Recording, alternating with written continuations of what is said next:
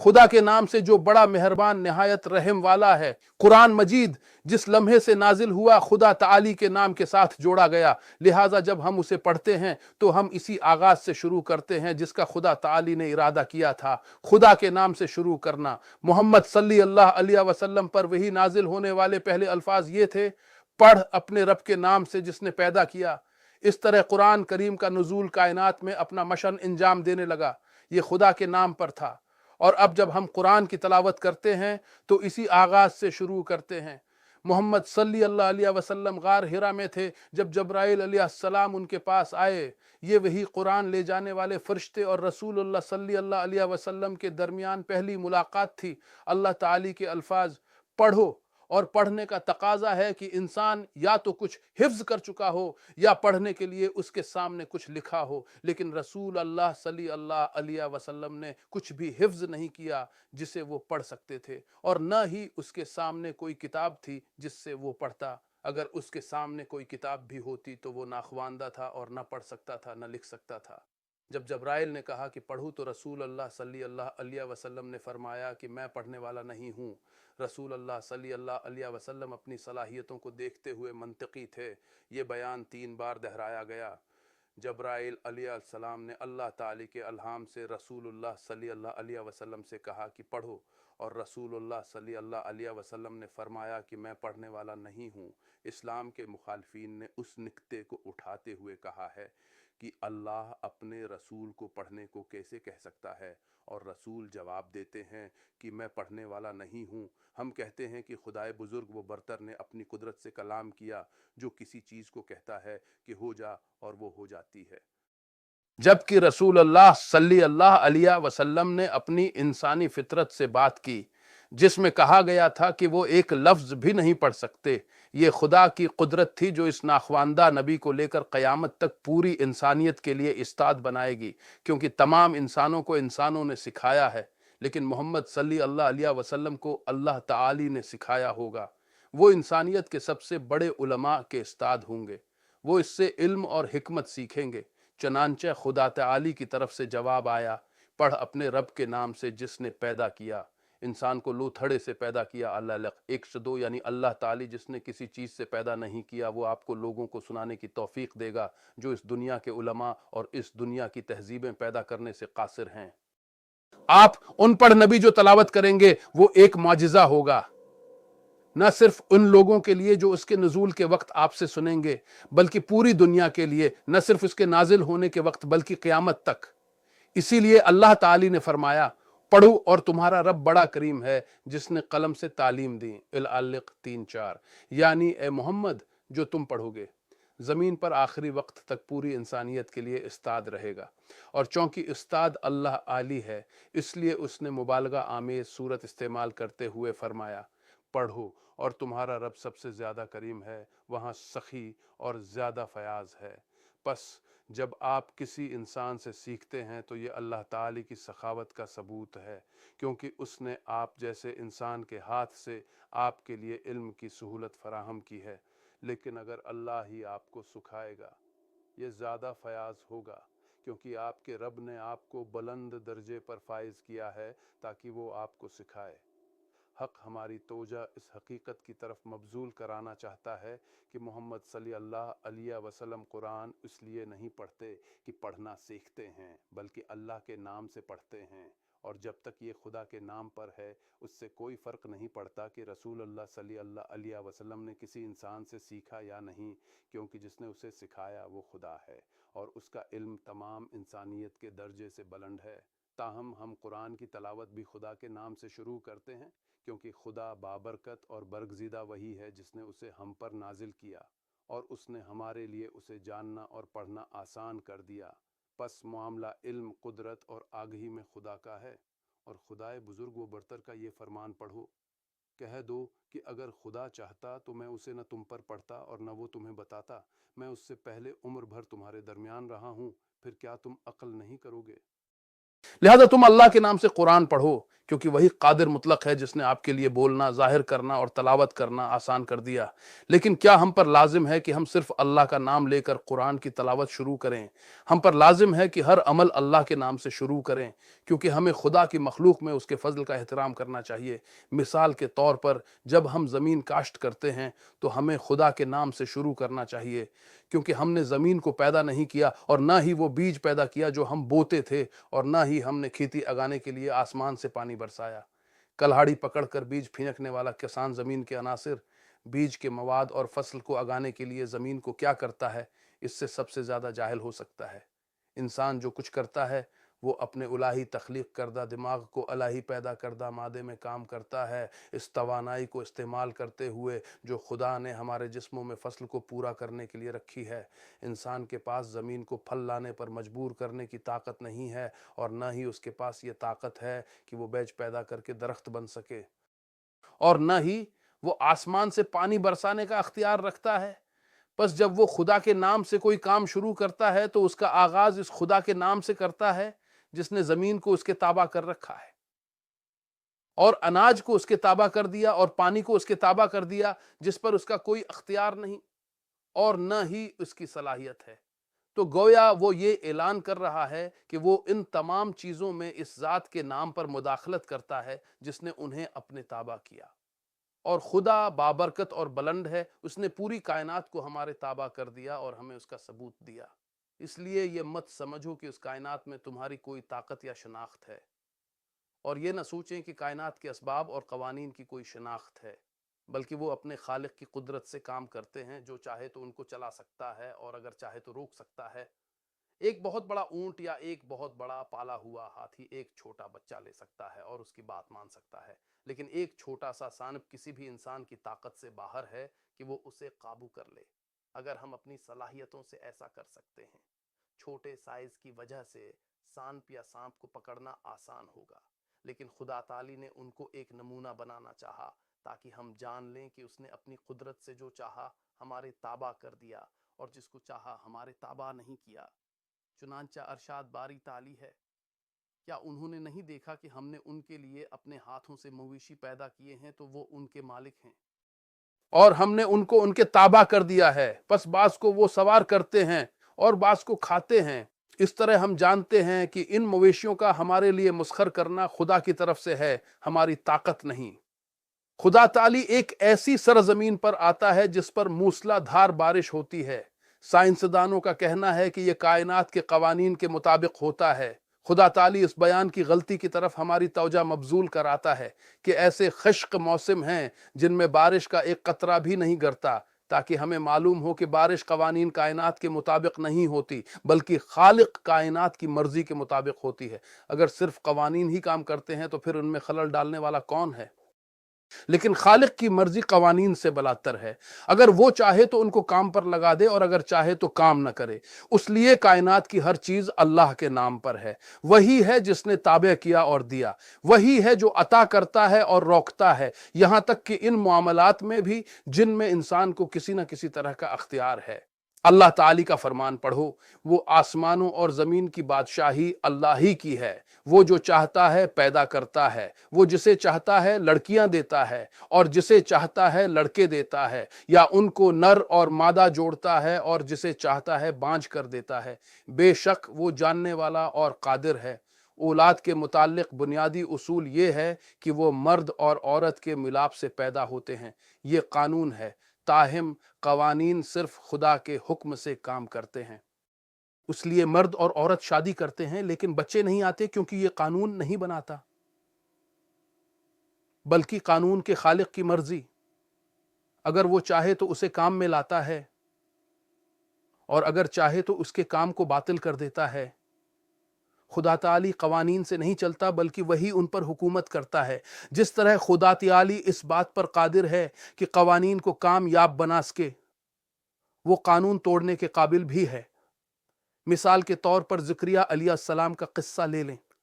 وہ مریم کی دیکھ بھال کر رہا تھا اور اسے ہر وہ چیز لا رہا تھا جس کی اسے ضرورت تھی۔ وہ اس کے پاس صرف اس لیے داخل ہوا کہ اس کے ساتھ وہ چیز تلاش کرے جو وہ اسے نہیں لایا تھا۔ اس نے اس سے پوچھا، ایک مقدس متقی عورت جو اپنی نماز کے مقام کے لیے وقف تھی، اس نے کہا اے مریم تم نے یہ کہاں سے حاصل کی؟ آل عمران 27 اللہ تعالی ہمیں یہ تصویر دیتا ہے۔ حالانکہ مریم اپنے رویے عبادت اور تقوی کے ساتھ ہر قسم کے شکوک و شبہات سے بلاطر تھی، لیکن جان لیں کہ وہ جو کائنات کو بگاڑتا ہے یہ چیزوں کے ماخذ کے بارے میں نہیں پوچھ رہا ہے جو ان کو حاصل کرنے والے شخص کی صلاحیتوں کے مطابق ہے۔ ایک ماں باپ کو اپنی تنخواہ سے زیادہ خرچ کرتے دیکھتی ہے اور وہ ایک بیٹی کو ایسے کپڑے پہنے ہوئے دیکھتی ہے جو اس کی تنخواہ یا الاؤنس سے بہت زیادہ ہوتے ہیں۔ اگر ماں باپ یا بیٹی سے پوچھتی کہ تم نے یہ کہاں سے حاصل کیا، معاشرہ کرپٹ نہ ہوتا۔ لیکن بدعنوانی ہماری ناجائز دولت کی طرف آنکھ بند کرنے سے ہوتی ہے۔ مریم سلام اللہ علیہا نے کیا جواب دیا؟ اس نے کہا کہ یہ اللہ کی طرف سے ہے، بے شک اللہ جسے چاہتا ہے بے حساب رزق دیتا ہے۔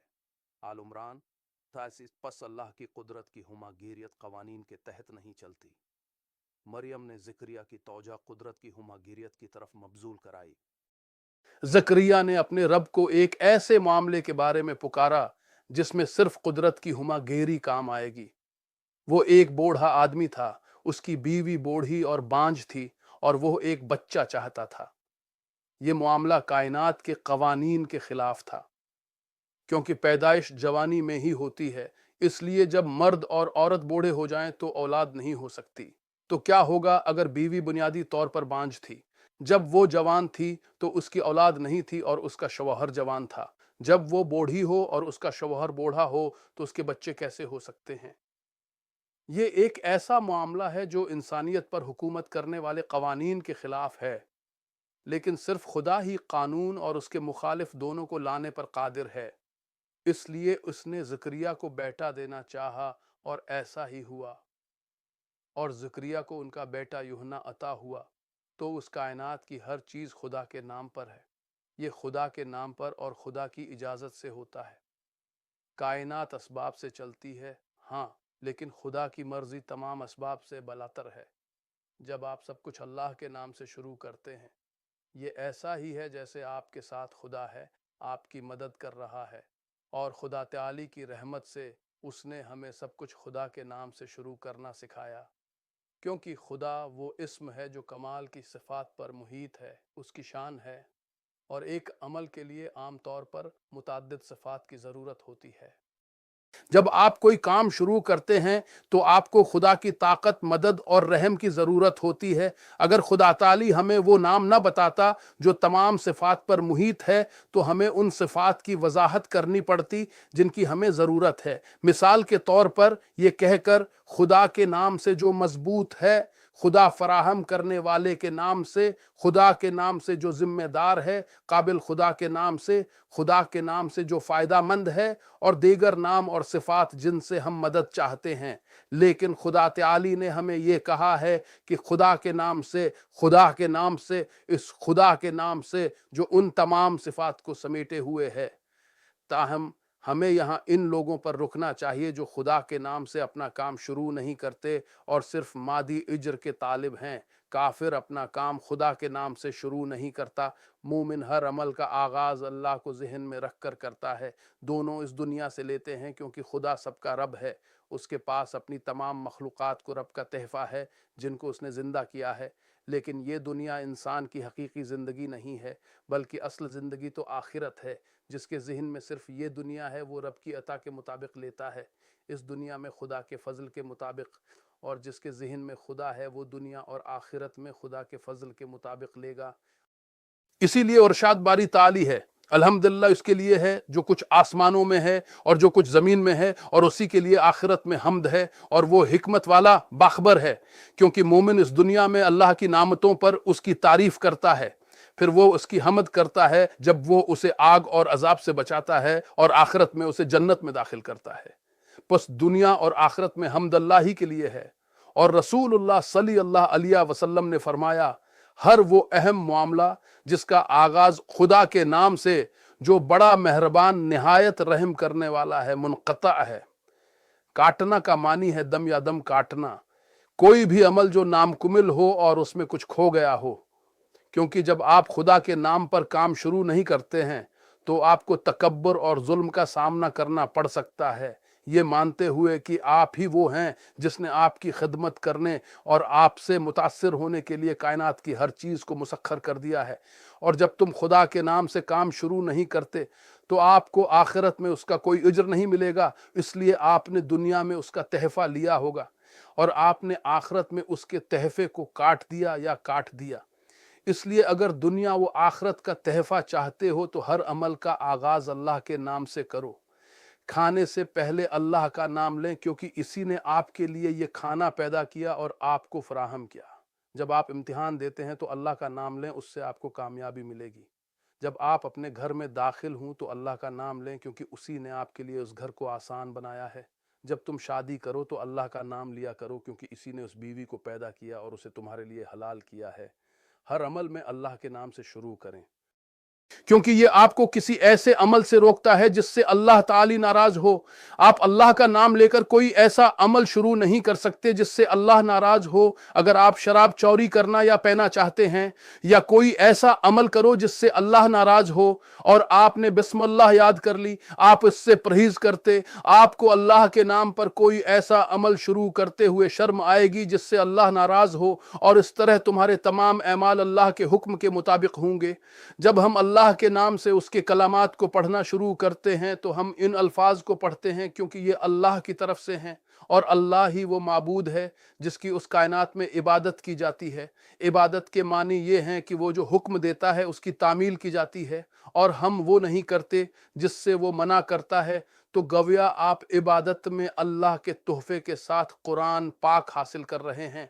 اور جو کچھ تم کرتے ہو اور جو نہیں کرتے اس میں اس کی اطاعت کے ساتھ، اس کا مقصود یہ ہے کہ اللہ کے نام سے قرآن پڑھنا شروع کرو جس پر تم اپنا رب اور معبود مان چکے ہو، اور جس کی تم نے اس بات کا عہد کیا ہے کہ وہ جس چیز کا حکم دیتا ہے اور جس سے منع کرتا ہے۔ اللہ تعالی کی عبادت کی وجہ سے آپ اس کی کتاب پڑھتے ہیں تاکہ اس میں جو کچھ ہے اس کے مطابق عمل کریں۔ جس نے پیدا کیا اور پیدا کیا وہی زندگی دیتا ہے اور موت دیتا ہے، اور دنیا اور آخرت میں اسی کا حکم ہے، اور جس کے سامنے آپ قیامت کے دن کھڑے ہوں گے تاکہ آپ کو آپ کے اچھے یا برے کاموں کا حساب دینا پڑے۔ ابتدا اللہ کے ساتھ ہے اور انتہا اللہ تعالی کے ساتھ ہے۔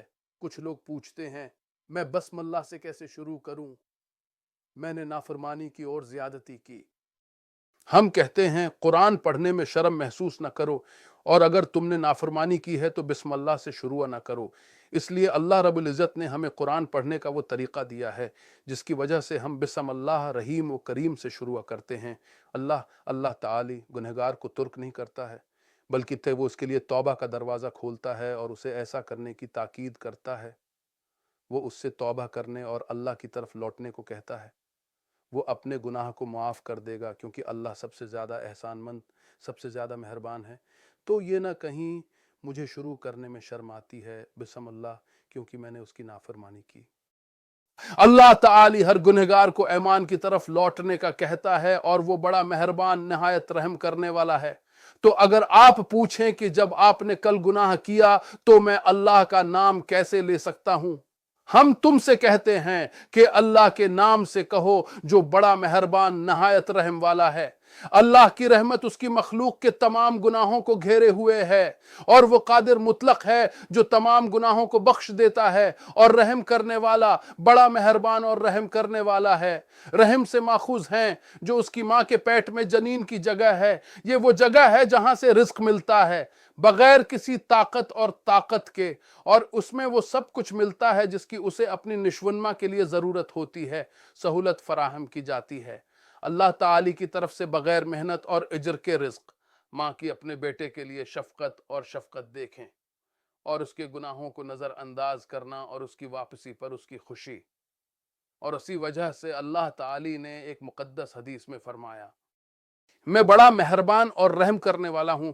میں نے رحم کو پیدا کیا اور اس کے لیے اپنے نام سے ایک نام نکالا، پس جو اسے برقرار رکھے گا میں اسے برقرار رکھوں گا، اور جو اسے کاٹ دے گا میں اسے کاٹ دوں گا۔ اللہ تعالی چاہتا ہے کہ ہم ہمیشہ یاد رکھیں کہ وہ ہم پر مہربان ہے اور ہمیں رزق دیتا ہے۔ وہ ہمارے لیے ایک کے بعد ایک توبہ کے دروازے کھولتا ہے، اور جب ہم نافرمانی کرتے ہیں تو وہ ہمیں ہمارے گناہوں کی سزا نہیں دیتا، نہ ہی ہمیں اپنی نعمتوں سے محروم کرتا ہے اور نہ ہی ہمیں اپنے کیے پر تباہ کرتا ہے۔ اس لیے ہم اللہ کے نام سے قرآن پاک کی تلاوت شروع کرتے ہیں جو بڑا مہربان نہایت رحم والا ہے۔ آئیے ہمیشہ ان رحمتوں کو یاد رکھیں جو ہمارے لیے کھلے ہیں۔ ہم اپنے ہاتھ آسمان کی طرف اٹھاتے ہیں اور کہتے ہیں کہ اے رب تیری رحمت ہمارے گناہوں اور خطاؤں کو معاف فرما۔ اس طرح قرآن پڑھنے والا اللہ کی رحمت کے دروازوں سے جڑا رہتا ہے۔ وہ جتنا زیادہ راستے سے بھٹکتا ہے اتنی ہی تیزی سے اس کی طرف لوٹتا ہے۔ جب تک اللہ بڑا مہربان اور رحم کرنے والا ہے، رحمت کے دروازے کبھی بند نہیں ہوتے۔ تاہم ہم نوٹ کرتے ہیں کہ رحمان مبالغہ آرائی کی ایک شکل ہے۔ کہا جاتا ہے رحیم رحیم اور رحیم۔ جب کوئی رحیم کہتا ہے تو یہ رحمت کی صفت کو ظاہر کرتا ہے۔ جب یہ کہا جاتا ہے کہ بہت مہربان تو یہ صفت کا مبالغہ ہے۔ جب یہ کہا جاتا ہے کہ بہت رحم کرنے والا تو یہ صفت کا مبالغہ ہے۔ اور اللہ جو بڑا مہربان اور رحم کرنے والا ہے، دنیا کا سب سے زیادہ مہربان اور آخرت کا سب سے زیادہ رحم کرنے والا ہے۔ اللہ تعالی کی صفات طاقت اور کمزوری کے درمیان نہیں بدلتی ہے۔ اس غلط فہمی سے بچوں کی اللہ کی ایسی صفات ہیں جو اسے چند بار اور کئی بار عطا کی گئی ہیں، بلکہ وہ مطلق کمال کی صفات ہیں۔ لیکن کیا تبدیلیاں ان صفات کی اشیاء ہیں؟ حق تعالی کے کلمات کو پڑھیں۔ بے شک اللہ ذرا کے برابر بھی ظلم نہیں کرتا۔ النساء 40۔ یہ عظیم آیت اللہ تعالی کی طرف سے ظلم کی نفی کرتا ہے۔ پھر یہ آیت کریمہ اللہ تعالی کے فرمان کے ساتھ آتی ہے، اور تیرا رب اپنے بندوں پر ظلم کرنے والا نہیں ہے۔ فصلت 46۔ ہم یہاں مبالغہ آمیز شکل کے استعمال کو دیکھتے ہیں۔ ناانصافی مطلب انتہائی غیر منصفانہ۔ اللہ تعالی کا یہ فرمان کہ کوئی ظلم نہیں، ناانصافی کی نفی نہیں کرتا، بلکہ یہ ظلم کی مبالغہ آرائی کی نفی کرتا ہے۔ یہ اس بات کی نفی کرتا ہے کہ ناانصافی ہوتی ہے، یہاں تک کہ ایک ایٹم کے وزن سے بھی۔ ہم کہتے ہیں کہ آپ نے مطلب نہیں سمجھا، خدا کسی پر ظلم نہیں کرتا۔ پہلی آیت بندے کے حوالے سے ایک ذرہ کے برابر بھی خدا تعالی کی طرف سے ظلم کی نفی کرتی ہے۔ دوسری آیت میں بندے کا ذکر نہیں ہے بلکہ غلاموں کا ذکر ہے۔ بندے سب اللہ کی مخلوق ہیں۔ اگر ان میں سے ہر ایک کو ایک ایٹم سے بھی کم ناانصافی کا سامنا کرنا پڑے، ان بے شمار تعداد کے پیش نظر ظلم بہت زیادہ ہوگا، خواہ وہ مقدار میں کم ہی کیوں نہ ہو، کیونکہ مصیبت میں مبتلا ہونے والوں کی تعداد بہت زیادہ ہوگی۔ لہٰذا پہلی آیت خدا تعالی کی طرف سے ظلم کی نفی کرتی ہے، دوسری آیت بھی خدا تعالی کی طرف سے ظلم کی نفی کرتی ہے۔ تاہم مبالغہ آمیز شکل ان لوگوں کی بڑی تعداد کی وجہ سے استعمال کی گئی جن پر اس آیت کا اطلاق ہوتا ہے۔ اس کے بعد ہم رحمان نہایت رحم کرنے والے کی طرف آتے ہیں۔ اس دنیا میں سب سے زیادہ رحم کرنے والا ان لوگوں کی کثیر تعداد کی وجہ سے جنہیں اللہ تعالی اپنی رحمت میں شامل کرتا ہے۔ اس دنیا میں اللہ کی رحمت میں مومن، گنہگار اور کافر سب شامل ہیں۔ اللہ ان کو ضروریات زندگی دیتا ہے اور ان کے گناہوں کا حساب نہیں رکھتا۔ وہ ان لوگوں کو رزق دیتا ہے جو اس پر ایمان رکھتے ہیں اور جو اس پر ایمان نہیں رکھتے ہیں، اور وہ بہت سے لوگوں کو معاف کرتا ہے۔ لہٰذا اس دنیا میں اللہ کی رحمت جن لوگوں کو شامل کرتی ہے ان کی تعداد اس کی تمام مخلوقات میں سے ہے، خواہ ان کا کوئی بھی عقیدہ ہو یا کمی۔ لیکن آخرت میں اللہ صرف مومنوں پر مہربان ہے۔ کافر و مشرک اللہ کی رحمت سے خارج ہیں۔ پس جن کو اللہ کی رحمت آخرت میں شامل کرتی ہے، تعداد میں ان لوگوں سے کم ہیں جنہیں اللہ کی رحمت اس دنیا میں شامل کرتی ہے۔ تو مبالغہ آرائی کہاں سے آتی ہے؟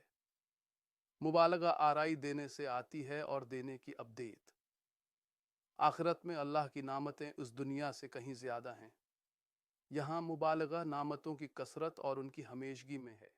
پس دنیا میں مبالغہ آرائی دینے کے عام ہونے کی وجہ سے ہے، اور آخرت میں مبالغہ مومن کو دینے کی خاصیت نعمتوں کی کثرت اور اس میں ہمیشہ رہنے کی وجہ سے ہے۔ خدا کے نام سے جو بڑا مہربان نہایت رحم والا ہے کے بارے میں علماء کا اختلاف ہے۔ یہ قرآن پاک کی 113 سورتوں میں موجود ہے۔ کیا یہ خود سورتوں کی آیات کا حصہ ہے اس کا مطلب یہ ہے کہ ہر وہ سورہ جو خدا کے نام سے جو بڑا مہربان نہایت رحم والا ہے سے شروع ہوتی ہے، اسے سورہ کا آغاز سمجھا جاتا ہے، یا اسے صرف کتاب کے ابتدائی باب میں سمجھا جاتا ہے اور پھر سورتوں کے درمیان وقفہ سمجھا جاتا ہے۔ علماء نے کہا ہے کہ خدا کے نام سے جو بڑا مہربان نہایت رحم والا ہے قرآن پاک کی ایک آیت ہے، تاہم یہ کتاب کے ابتدائی باب کے علاوہ ہر سورہ کی آیت نہیں ہے جو کہ ابتدائی باب کی آیت ہے۔ قرآن پاک میں صرف ایک سورہ ہے جو خدا کے نام سے جو بڑا مہربان نہایت رحم والا سے شروع نہیں ہوتی، وہ سورہ توبہ ہے۔ شروع خدا کے نام سے جو بڑا مہربان نہایت رحم والا ہے سورہ نمل کی آیت نمبر 30 میں دہرائی گئی ہے، جہاں خدا تعالی فرماتا ہے بے شک یہ سلیمان کی طرف سے ہے، اور در حقیقت یہ ہے خدا کے نام سے جو بڑا مہربان نہایت رحم والا ہے۔ تمام تعریفیں اللہ کے لیے ہیں جو تمام جہانوں کا رب ہے۔ 2، بڑا مہربان نہایت رحم والا ہے۔ 3، الفاتحہ کتاب کی ماں ہے، اس کے بغیر نماز درست نہیں۔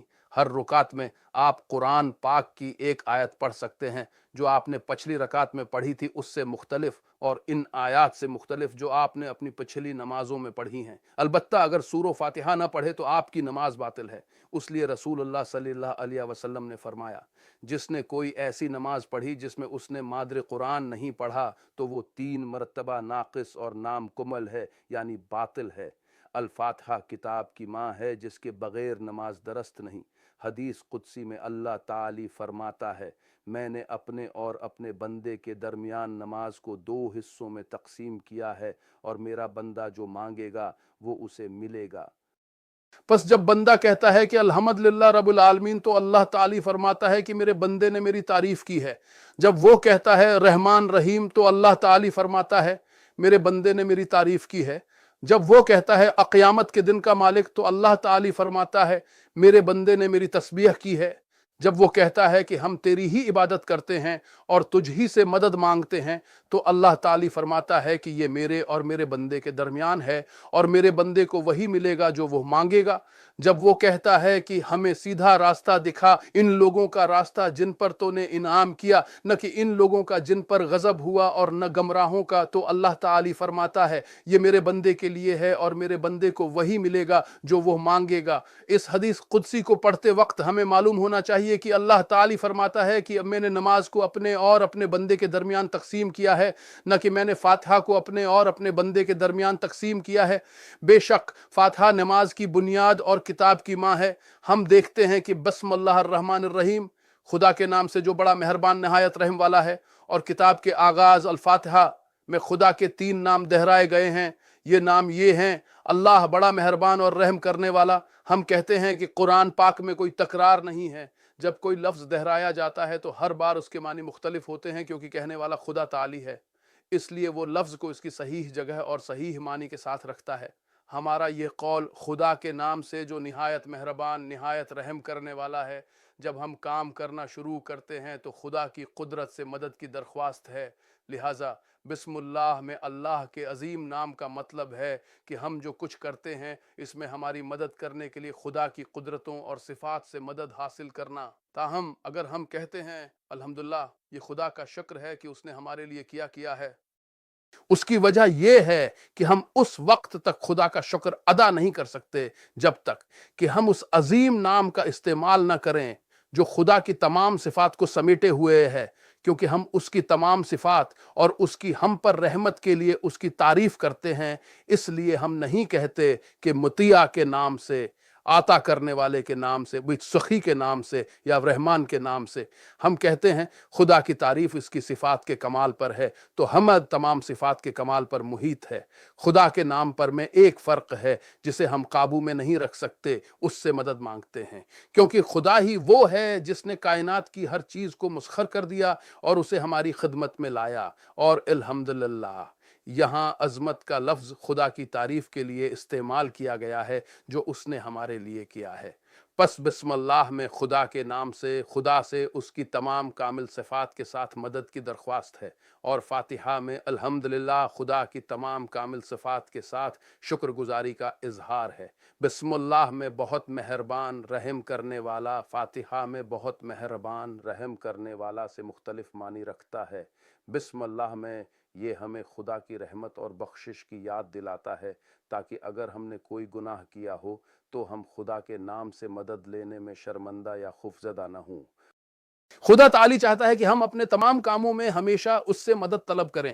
اگر ہم میں سے کوئی گناہ میں پڑ جائے تو وہ کہتا ہے کہ جب میں نے اس کی نافرمانی کی ہے تو میں خدا کے نام سے مدد کیسے مانگوں؟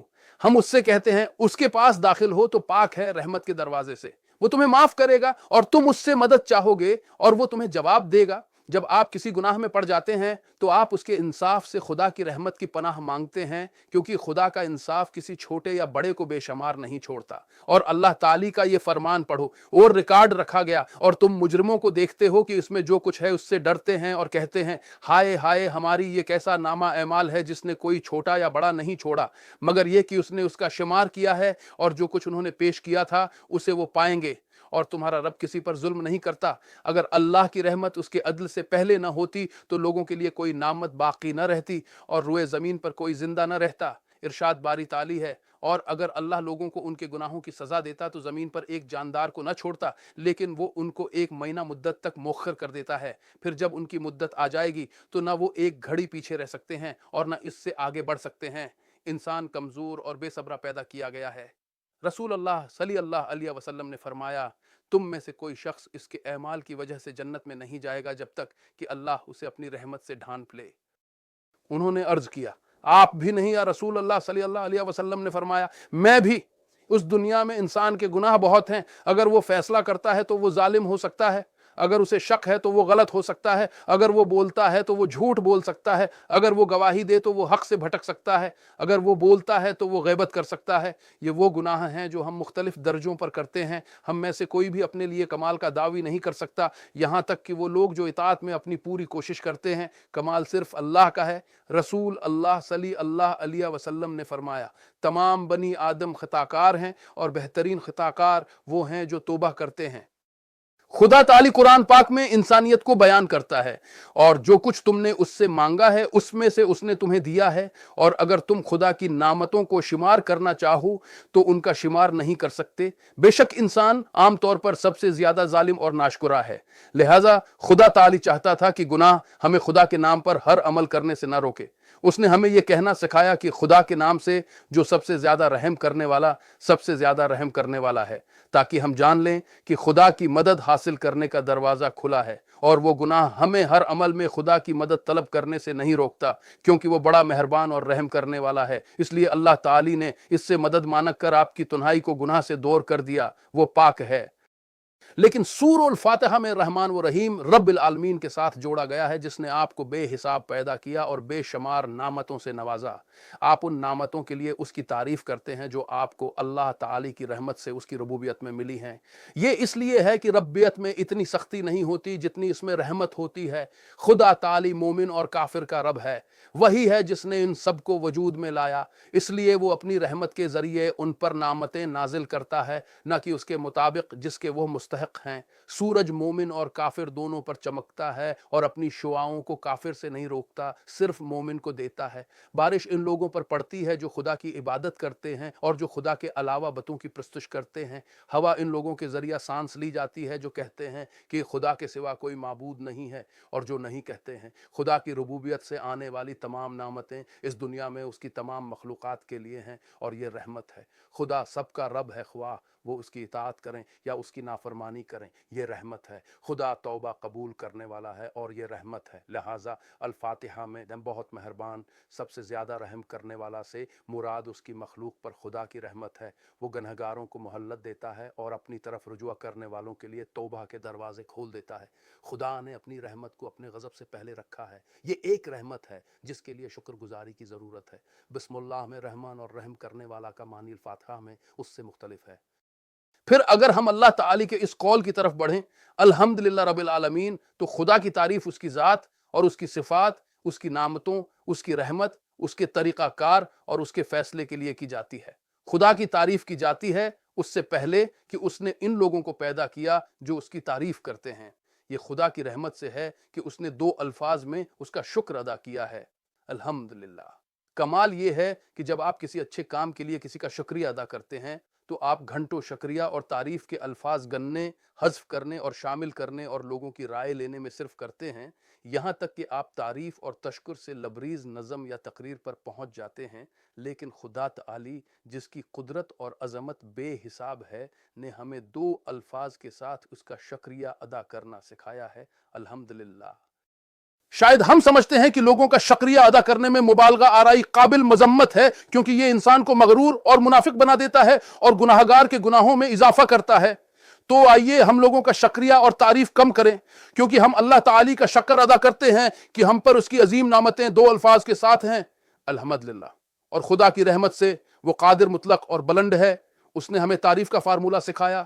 اگر اس نے اسے 2 الفاظ کے ساتھ بیان کیے بغیر چھوڑ دیا ہوتا، انسانوں کے لیے اس الہی کمال کے لیے خدا کی تعریف کرنے کے لیے مناسب فارمولہ تلاش کرنا مشکل ہوتا۔ لوگ خواہ کتنے ہی فصیح و بلیغ کیوں نہ ہوں، وہ تعریف کے اس فارمولے تک پہنچنے سے قاصر ہیں جو رحمان کی شان کے مطابق ہو۔ جب ذہن اس کی قدرت کو سمجھنے، اس کی نعمتوں کو شمار کرنے یا اس کی رحمت کو گھیرنے سے قاصر ہے، تو ہم خدا کی حمد کیسے کر سکتے ہیں؟ خدا کے رسول صلی اللہ علیہ وسلم نے خدا کی کامل الوہیت کی تعریف کرنے میں انسانی عاجزی کی مثال دیتے ہوئے کہا، میں آپ کی تعریفیں شمار نہیں کر سکتا، آپ ایسے ہیں جیسے آپ نے اپنی تعریف کی ہے۔ الحمدللہ کے 2 الفاظ کے ساتھ خدا نے تمام انسانوں کو برابر بنایا ہے۔ اگر اس نے تعریف کو بغیر تصریح کے چھوڑ دیا ہوتا تو تعریف کے درجات لوگوں کے درمیان مختلف ہوتے، ان کے اظہار کی صلاحیتوں کے لحاظ سے۔ ایک ناخواندہ شخص جو نہ پڑھتا ہے اور نہ ہی لکھتا ہے، اسے ایسے الفاظ نہیں مل سکتے جن سے خدا کی حمد کی جائے۔ ایک اور عالم جو اپنے آپ کو اظہار کرنے کی صلاحیت رکھتا ہے، وہ اپنے علم اور فصاحت کی بنیاد پر تعریف کے اظہار کو تشکیل دے سکتا ہے۔ اس طرح انسان کی تعریف کے درجات اس دنیا میں اس کی صلاحیتوں کے مطابق مختلف ہوتے ہیں۔ تاہم خدا بابرکت اور برگزیدہ اپنے انصاف میں چاہتا ہے کہ اس کی تعریف کے اظہار میں اپنے تمام بندوں کے ساتھ یکساں سلوک کرے۔ وہ ہمیں قرآن پاک کے پہلے الفاظ میں سکھاتا ہے، الحمدللہ کہنا اس کے تمام بندوں کے لیے یکساں مواقع، تاکہ پڑھے لکھے اور ان پڑھ حمد میں برابر ہوں، اور جس کو فصاحت و بلاغت دی جاتی ہے اور وہ جو بولنا نہیں جانتا برابر ہیں۔ اس لیے ہم اللہ تعالی کی حمد کرتے ہیں کہ اس نے ہمیں اس کی حمد کرنے کا طریقہ سکھایا، تاکہ بندہ ہمیشہ شکر گزار رہے، اور ہمیشہ خدا کی حمد کی جائے گی۔ ہمیں پیدا کرنے سے پہلے اللہ تعالی نے ہمارے لیے نعمتوں کے ذریعے حمد کے اسباب پیدا فرمائے۔ اس نے ہمارے لیے آسمانوں اور زمین کو پیدا کیا، اور ہمارے لیے پانی اور ہوا مہیا کی، اور زمین پر قیامت تک کے لیے اس کا رزق رکھا۔ یہ وہ نعمت ہے جس کی تعریف واجب ہے، کیونکہ اس نے اس نعمت کو انسانی وجود سے پہلے بنایا ہے۔ جب اس نے انسان کو پیدا کیا تو نعمت موجود تھی اور اس کی منتظر تھی۔ در حقیقت خدا کے سامنے اس کی شان ہے۔ آدم کو پیدا کیا، تمام انسانیت کے باپ۔ اس نے اس سے پہلے جنت میں، جہاں وہ بغیر کسی مشقت اور تکلیف کے رہتے تھے، اس نے پیدا کیا اور پایا کہ وہ کیا کھا سکتا ہے، کیا پی سکتا ہے، کیا وہ اپنی زندگی کو برقرار رکھ سکتا ہے، اور جس چیز سے وہ لطف اندوز ہو سکتا ہے، پیش کر سکتا ہے، تخلیق سے پہلے تیار اور تیار ہے۔ جب آدم اور حوا زمین پر اترے تو فضل ان سے پہلے تھا۔ انہیں کھانے پینے کے لیے کچھ ملا، اپنی زندگی کو برقرار رکھنے کے لیے کچھ۔ اگر فضل انسانی وجود سے پہلے نہ ہوتا اور اس کے بعد پیدا کیا جاتا تو انسان فضل کی آمد کے انتظار میں فنا ہو جاتا، بلکہ انسان کو خدا کا تحفہ ماں کے پیٹ میں پیدا ہوتے ہی اسے فضل عطا کرتا ہے۔ اسے ایک رحم ملتا ہے جو اسے حاصل کرنے کے لیے تیار ہوتا ہے، اور حمل کی مدت کے لیے کافی غذائیت۔ جب وہ دنیا میں آتا ہے تو خدا اس کی ماں کی چھاتی میں دودھ ڈال دیتا ہے، جو بھوک کے وقت بہتا اور پیٹ بھرنے پر پرہیز کرتا ہے۔ دودھ پلانے کی مدت ختم ہونے پر یہ مکمل طور پر ختم ہو جاتی ہے۔ اسے ایک باپ اور ماں ملتی ہے جو اس کے لیے ضروریات زندگی مہیا کرتے ہیں تاکہ وہ اپنی کفالت کر سکے۔ یہ سب کچھ اس سے پہلے ہوتا ہے کہ کوئی شخص احتساب کے مرحلے تک پہنچ جائے، اور اس سے پہلے کہ وہ الحمدللہ کہنے کے قابل ہو جائے۔ اس طرح ہم دیکھتے ہیں کہ نعمتیں ہمیشہ وصول کنندہ سے پہلے ہوتی ہیں۔ جب کوئی شخص الحمدللہ کہتا ہے تو اس کی وجہ یہ ہے کہ حمد کے اسباب یعنی نعمتیں انسان کے وجود سے پہلے کائنات میں موجود تھیں۔ اللہ تعالی نے اس کائنات میں ہمارے لیے ایسی چیزیں پیدا کی ہیں جو انسان کو اس کی قابلیت یا اس کے تابع کرنے کے بغیر دیتی ہیں۔ इंसान अपने लिए उन नामतों को मुहैया करने से आजिज़ है जो अल्लाह ताली उसे आसानी से फ़राहम करता है। सूरज बग़ैर मुआवज़े या इंसानी अमल के ज़मीन को गर्मी और ज़िंदगी फ़राहम करता है। बारिश आसमान से आपकी कोशिश या उसका सबब बनने की सलाहियत के बग़ैर गिरती है। हवा आपके उर्द गर्द हर जगह मौजूद है, जिससे आप अपनी कोशिश या सलाहियत के बग़ैर सांस लेते हैं। जैसे ही आप बीज बोते हैं और उन्हें पानी देते हैं, ज़मीन फल देती है। पौधे अल्लाह की कुदरत से अगते हैं, रात और दिन बारी बारी, ताकि आप आराम के लिए सो सकें और अपनी ज़िंदगी के लिए जदोजहद करें। न तो ने दिन का इजाला किया और न रात की तारीकी पैदा की, बल्कि आप रात को आराम करते हैं और दिन को खुदा की कुदरत से बग़ैर कुछ किए काम करते हैं। उनमें से कोई भी चीज़ इंसान ने पैदा नहीं की, बल्कि वो कायनात में उनको तलाश करने के लिए पैदा किया गया, बग़ैर किसी मुआवजे या कोशिश के उसे अता किया। क्या हम इंसानियत की खिदमत के लिए कायनात को मुसख्खर करने की नामत पर अल्हम्दुलिल्लाह कहने के मुस्तहक़ नहीं? ये तारीफ़ की ज़रूरत है। खुदा ताली की निशानियाँ इसकी तख्लीक में तारीफ़ की ज़मानत देती हैं। अल्लाह ताली ने हमें जो ज़िंदगी अता की है और जो निशानियाँ उसने अपनी तख्लीक में रखी हैं, वो हमें दिखाती हैं कि इस कायनात का एक अजीम खालिक है। कायनात अपने सूरज, चांद, सितारे, ज़मीन और इसमें मौजूद हर चीज़ के साथ इंसानी इस्तिताअत से बाहर है। कोई भी अपने लिए ये दावी नहीं कर सकता, कोई भी शख्स ख्वाह कितना ही इल्म रखता हो, ये दावी नहीं कर सकता कि उसने सूरज, सितारे, ज़मीन, कायनात के कवानीन बनाए हैं, या उसका माहौल दिया है, या खुद को या दूसरों को पैदा किया है। ये तमाम निशानियां हमें एक बड़ी ताकत के वजूद का सबूत फराहम करती हैं, जो कि पैदा करने और पैदा करने वाला है। ये आयात जामुद नहीं हैं कि हमें उनकी खामोशी में भूल जाएं, बल्कि ये मुतहर्रिक हैं ताकि हमें इस अजीम कायनात के खालिक की तरफ खींचें।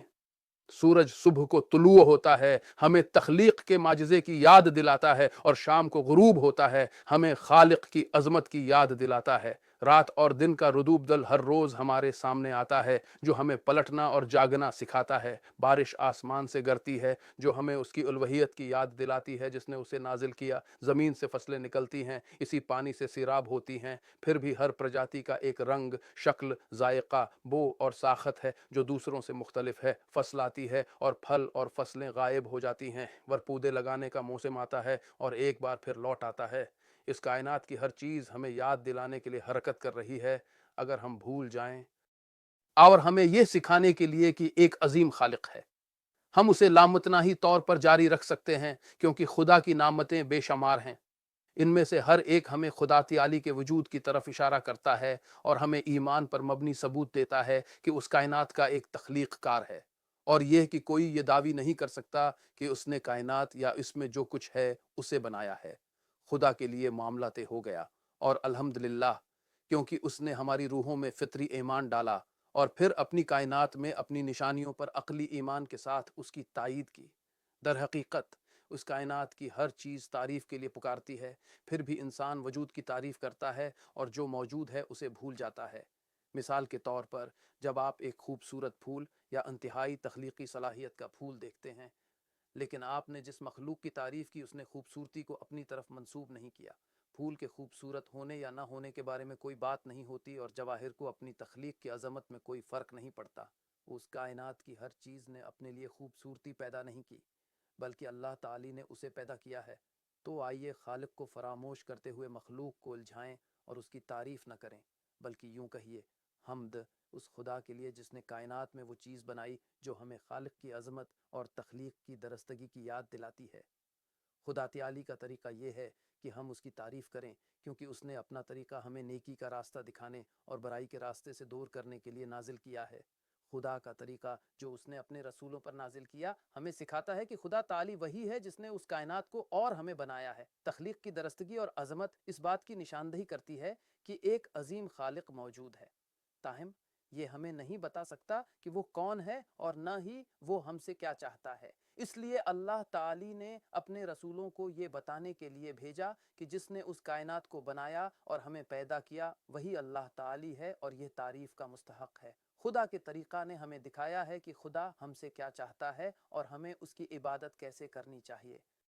یہ तारीफ का मुस्तहक है। खुदा के तरीके, इसकी शान है, उसने हमें रास्ता दिया है और हमारे लिए जिंदगी का एक हकीकी तरीका कायम किया है। खुदा बाबरकत और बरगजीदा हम में से किसी के दरमियान फर्क नहीं करता। वो तकव्वी के अलावा किसी पर फजीलत नहीं रखता। हम सब खुदा के सामने बराबर बनाए गए हैं। वो पाक है। लिहाजा हक का कानून, सच्चाई की बात और हक का फैसला खुदा की तरफ से आता है। जहां तक लोगों के कवानीन का ताल्लुक है तो वो अपनी ख्वाहिशात के ताबा हैं, बाज के साथ इम्तियाजी सलूक करते हैं और बाज के हुकूक छीन कर दूसरों को देते हैं। इसलिए हमें हर इंसानी तरीके में इंसानी नाइंसाफी नजर आती है। कम्युनिस्ट ममालिक में सेंट्रल कमेटी के मम्बरान दौलतमंद और मुतमव्वल होते हैं, जबकि पूरी कौम मुसीबत में है, क्योंकि कानून साजी करने वालों ने अपनी ख्वाहिशात की पैरवी की और अपने मफादात को तमाम मफादात पर तरजीह दी। सरमायादार ममालिक में भी ऐसा ही होता है। सरमायादार सब अच्छा लेते हैं, लेकिन जब अल्लाह ताली ने हम पर रास्ता जाहिर किया तो उसने लोगों में इंसाफ का हुक्म दिया और हर एक को उसका हक दिया। उसने हमें सिखाया कि ज़मीन पर ज़िंदगी कैसे सीधी हो सकती है जब ये इंसानी ख्वाहिशात से पाक हो और खुदा के इंसाफ के ताबा हो, और उसके लिए तारीफ़ की ज़रूरत है। और खुदा ताली हमारी तारीफ़ का मुस्तहक है, क्योंकि वो हमसे नहीं लेता बल्कि हमें देता है। हर दौर के लोग दूसरों का इस्तेहसाल करने की कोशिश करते हैं, क्योंकि वो अपने पास मौजूद माल वो दौलत की लालच करते हैं, लेकिन अल्लाह ताली को इसकी कोई ज़रूरत नहीं। जो हमारे पास है वो हमें देता है और हमसे नहीं लेता। उसके पास हर चीज़ के ख़जाने हैं, जैसा कि अल्लाह ताली फरमाता है, और कोई चीज़ ऐसी नहीं है कि उसके ज़ख़ीरे हमारे पास हों और हम उसे एक मालूम अंदाज़े के साथ नाजिल नहीं करते। गवया खुदा की बंदगी आपको देती है और आपसे नहीं लेती, और उसके लिए तारीफ़ की ज़रूरत होती है। जब देने की बात आती है तो खुदा ताली से मांगना, पुकारना और मदद मांगनी चाहिए। ये तारीफ़ की ज़रूरत है, क्योंकि ये यकीनी है कि इस दुनिया में ज़ल्लत का नतीजा होगा।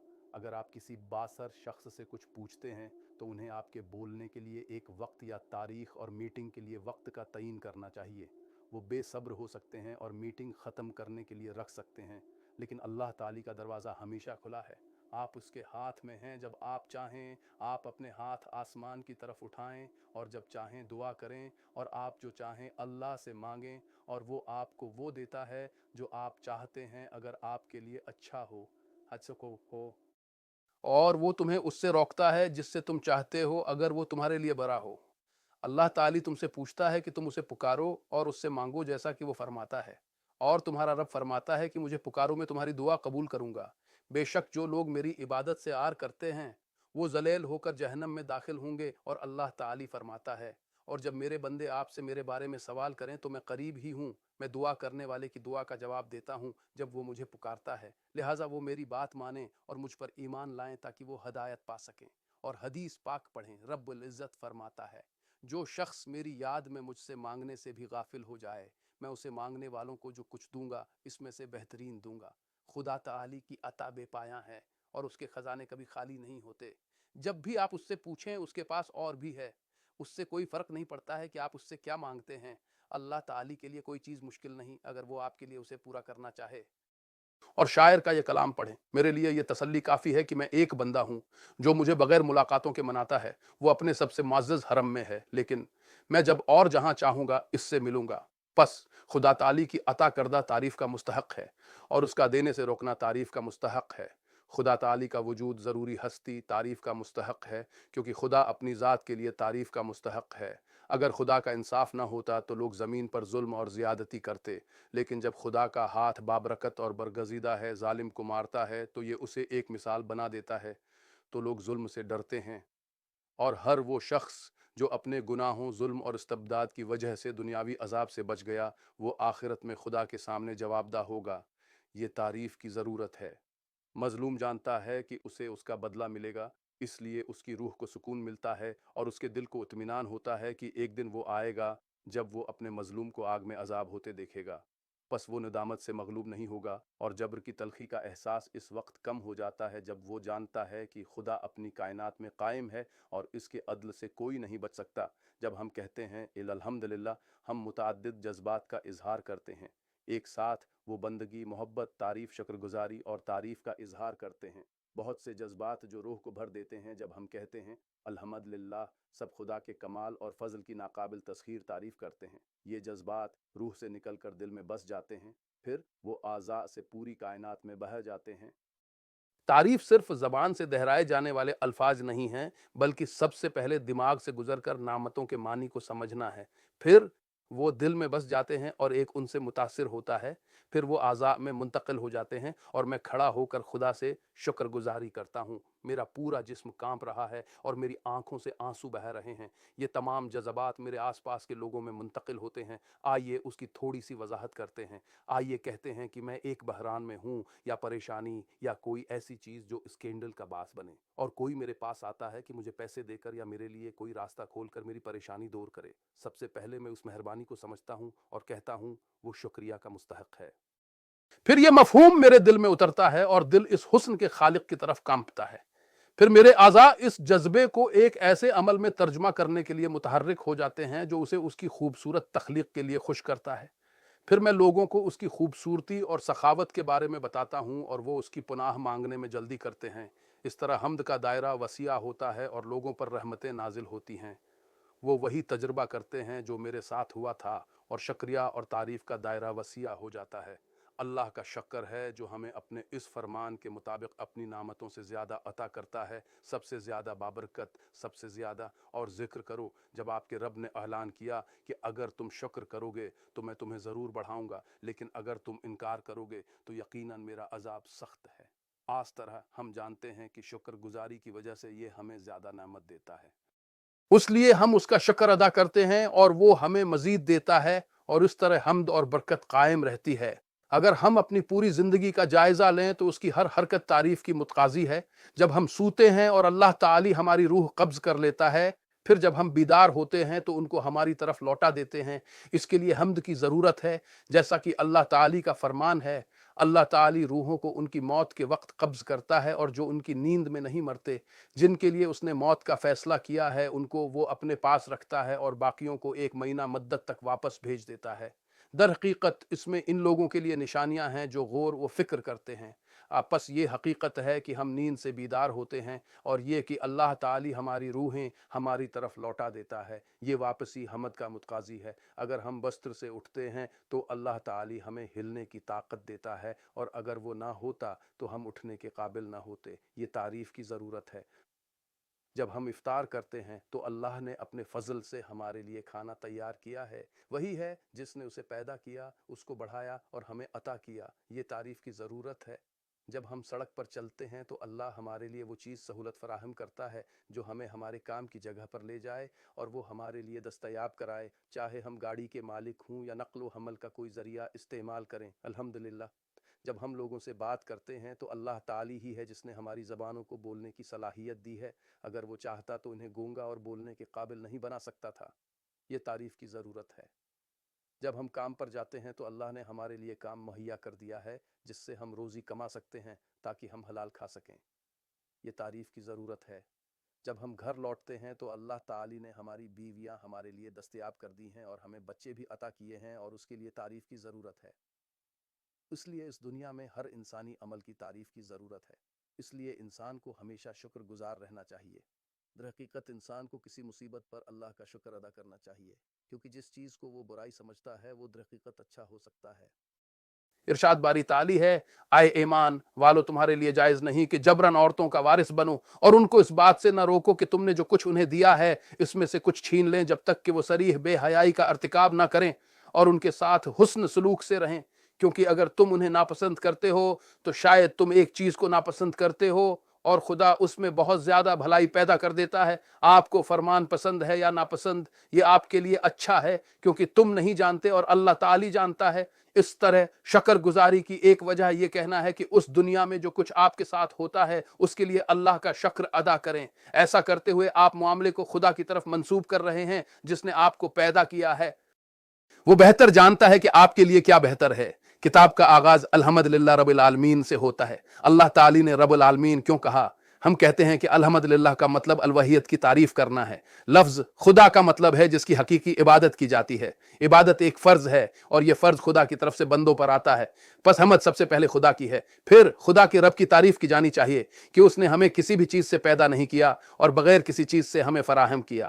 کیونکہ نعمتیں دینے والے کی تعریف تمام لوگ کر سکتے ہیں، تاہم کچھ لوگوں کے لیے ڈیوٹی مشکل ہوتی ہے. اگر لوگوں کو زندگی میں فرض کی قدر معلوم ہوتی تو وہ خدا کی تعریف کرتے کہ وہ انہیں کرنے اور نہ کرنے کا حکم دیتے، کیونکہ اس نے اس بات کو یقینی بنایا ہے کہ ان کی زندگی کی حرکیات آپس میں ٹکرا نہ جائیں. اس طرح زندگی کی حرکت ہم آہنگی اور معاون طریقے سے آگے بڑھتی ہے. بس پہلی نعمت یہ ہے کہ جس کی عبادت کی گئی اس نے ہمیں اپنی عبادت کا طریقہ بتا دیا، اور دوسری نعمت یہ ہے کہ وہ رب العالمین ہے. اس دنیاوی زندگی میں فرمان بردار اور نافرمان مومن اور کافر سب ہیں. الوحیت کا فضل حاصل کرنے والے مومن ہیں. جہاں تک رب کے فضل کا تعلق ہے اس میں سب شامل ہیں. ہم خدا کی تعریف اس کی الوحیت کے فضل کے لیے کرتے ہیں، اور ہم اس کی ربوبیت کے فضل کے لیے خدا کی تعریف کرتے ہیں، کیونکہ وہی ہے جس نے پیدا کیا، اور اس لیے کہ وہ تمام جہانوں کا رب ہے.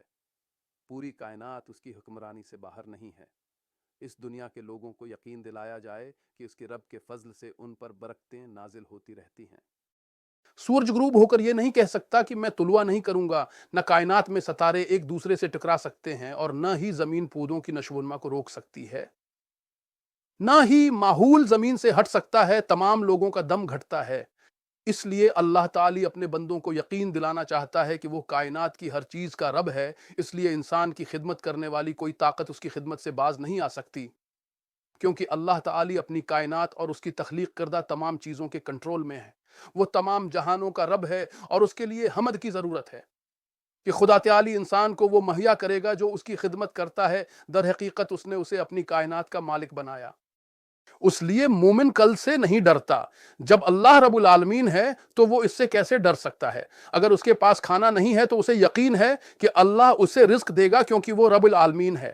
اگر وہ کسی بحران کا سامنا کرتا ہے تو اس کے دل کو تسلی ہو جاتی ہے کہ اللہ تعالی اس بحران کو دور کرے گا اور مصیبت کو دور کرے گا، کیونکہ وہ رب العالمین ہے. اگر اسے کوئی نعمت پہنچتی ہے تو وہ اللہ کو یاد کرتا ہے اور اس پر اس کا شکر ادا کرتا ہے، کیونکہ وہ رب العالمین ہے جس نے اسے عطا کیا ہے. حق پاک ہے. رب العالمین ہونے کی وجہ سے اس کی تعریف کی جائے. اس کی تخلیق میں کوئی بھی چیز اس کے اصل ارادے سے باہر نہیں ہے. جہاں تک الوحیت کے تحفوں کا تعلق ہے تو ان کا اجر آخرت میں ہے. یہ دنیا ایمان کی آزمائش کی جگہ ہے اور آخرت جزا کی جگہ ہے. کچھ لوگ اللہ کی عبادت نہیں کرتے. یہ اس دنیا میں مومنین کے ساتھ رب کی نعمت میں برابر ہیں، لیکن آخرت میں الوحیت کا فضل صرف مومنوں کے لیے ہے. پس اللہ کی نعمتیں اہل جنت کے لیے ہیں اور اللہ کی نعمتیں ایمان والوں کے لیے ہیں. اللہ تعالی کا فرمان پڑھو، کہو کہ اللہ کی زینت کو جو اس نے اپنے بندوں کے لیے پیدا کی ہے اور رزق کی پاکیزہ چیزوں کو کس نے حرام کیا ہے. کہو کہ یہ ان لوگوں کے لیے ہیں جو دنیاوی زندگی پر ایمان رکھتے ہیں اور قیامت کے دن صرف ان کے لیے ہیں. اسی طرح ہم آیات کو ان لوگوں کے لیے تفصیل سے بیان کرتے ہیں جو جانتے ہیں، بلکہ یہ دنیا اور آخرت میں ہے. اللہ کی ہمیشہ تعریف کی جاتی ہے، اس دنیا میں اپنی تمام مخلوقات کو ربیت دے کر اور اپنے ماننے والوں کو اپنی الوحیت دے کر، اور آخرت میں اپنے مومن بندوں کو دے کر. اور اللہ تعالی کے الفاظ پڑھیں اور وہ کہیں گے الحمد اللہ جس نے ہمارے لیے اپنا وعدہ پورا کیا اور ہمیں زمین کا وارث بنایا. ہم جنت میں جہاں چاہیں آباد کریں. کام کرنے والوں کا کتنا اچھا اجر ہے. اور اس کے الفاظ عالی، اس میں ان کی دعا ہوگی تو بلند ہے، اے اللہ وہاں ان کی سلامتی ہو. اور ان کی آخری دعا یہ ہوگی کہ الحمدللہ رب العالمین. پھر جب ہم اس کے الفاظ کی طرف بڑھتے ہیں جو رحمان اور رحیم ہے، تو حمد کی ایک وجہ یہ ہے کہ اللہ تعالی بہت مہربان نہایت رحم کرنے والا ہے. وہ اس دنیا میں اپنے تمام بندوں کو ربیت کے تحفے کے طور پر اپنی نعمتوں سے نوازتا ہے، اور ربیت کے تحفے مومنوں اور کافروں دونوں کو عطا کیے جاتے ہیں. رب کے تحفے اس وقت تک ختم نہیں ہوتے جب تک انسان مر نہیں جاتا، اور خدا اس دنیا میں اپنے بندوں سے اپنی نعمتیں نہیں روکتا. اللہ کی نعمتیں بے شمار ہیں. کیلکولیٹر، الیکٹرانک دماغ اور اس طرح کی دوسری چیزوں میں تمام تر ترقی کے باوجود ہمیں ابھی تک کوئی ایسا شخص نہیں ملا جو آگے آئے اور کہے کہ میں اللہ کی نعمتوں کو شمار کروں گا. کیونکہ گنتی کا تقاضا ہے کہ آپ ایسا کرنے کے قابل ہوں. آپ کسی بھی چیز کو شمار نہیں کرتے جب تک کہ اسے شمار کرنے کی آپ کی صلاحیت کے اندر نہ ہو، لیکن جب تک یہ آپ کی قابلیت اور استطاعت سے باہر ہے آپ ایسا نہیں کریں گے. لہٰذا قیامت تک کوئی بھی خدا کی نعمتوں کو شمار نہیں کر سکے گا، کیونکہ کوئی بھی ان کو شمار نہیں کر سکتا. हमें ये समझना चाहिए कि पूरी कायनात इंसान के लिए बहुत तंग हो जाती है, और ये कि जब्र और महकूमी से हमारी खिदमत करने वाली मजलूम दुनिया गनहगारों को देखकर तंग हो जाती है, क्योंकि मजलूम खुदा के रास्ते पर चलने पर मजबूर हैं। जब हर मजलूम शख्स इस शख्स को गुनाह करते हुए देखता है जिसकी वो खिदमत करता है तो वो परेशान हो जाता है। बंदों पर अल्लाह की रहमत के बारे में कुछ जानने के लिए हदीस कुदसी का मुतालहा करें। अल्लाह ताली फरमाता है, कोई दिन ऐसा नहीं जब सूरज तुलुआ होता है लेकिन आसमान पुकारता है कि ए रब, मुझे इजाजत दे कि मैं इब्न आदम को ग्रहण लगाऊं, क्योंकि उसने तेरी नेकी का मजा चुका है और तेरा शुक्र अदा करने से इनकार कर दिया है। और समंदर कहते हैं कि ए रब, मुझे इब्न आदम को गरक करने की इजाजत दे क्योंकि उसने तेरी नेकी का मजा चुक लिया। और पहाड़ का शुक्र अदा कर, ए मेरे रब, इब्न आदम पर टूट पड़े क्योंकि उसने तेरा एहसान चुक लिया और तेरा शुक्र अदा करने से इनकार कर दिया। फिर अल्लाह ताली फरमाता है कि उनको छोड़ दो, अगर तूने उनको पैदा किया होता तो उन पर रहम फरमाता, अगर वो मुझसे तौबा करें तो मैं उनका महबूब हूँ, और अगर वो तौबा ना करें तो मैं उनका इमाम हूँ। मुस्नद। ये रहमान और रहमान की सिफत के मज़ाहिर हैं, और किस तरह उन्होंने हर उस चीज़ की बका की ज़मानत दी है जो उस कायनात में इंसानी नाफरमानी के बावजूद हमारी खिदमत करती है। कुछ लोग सोच सकते हैं कि क्या ज़मीन, आसमान और बेजान चीज़ों, पौधों और जानवरों की दुनिया में मौजूद दीगर मखलूक़ात बोलती हैं? हम कहते हैं हाँ, उनकी एक ज़बान है जो हम नहीं जानते, बल्कि उनका खालिक जानता है। सबूत के तौर पर पहली तख्लीक से खुदा ताली ने हमें बताया कि इन तमाम मखलूक़ात की एक ज़बान है। अल्लाह ताली का इरशाद पढ़ें, फिर उसने अपने आप को आसमान की तरफ मुतवज्जा किया जबकि वो धुआं था, और उससे और ज़मीन से कहा कि आओ, खुशी से या मजबूरी से। उन्होंने कहा कि हम इताअत में आते हैं।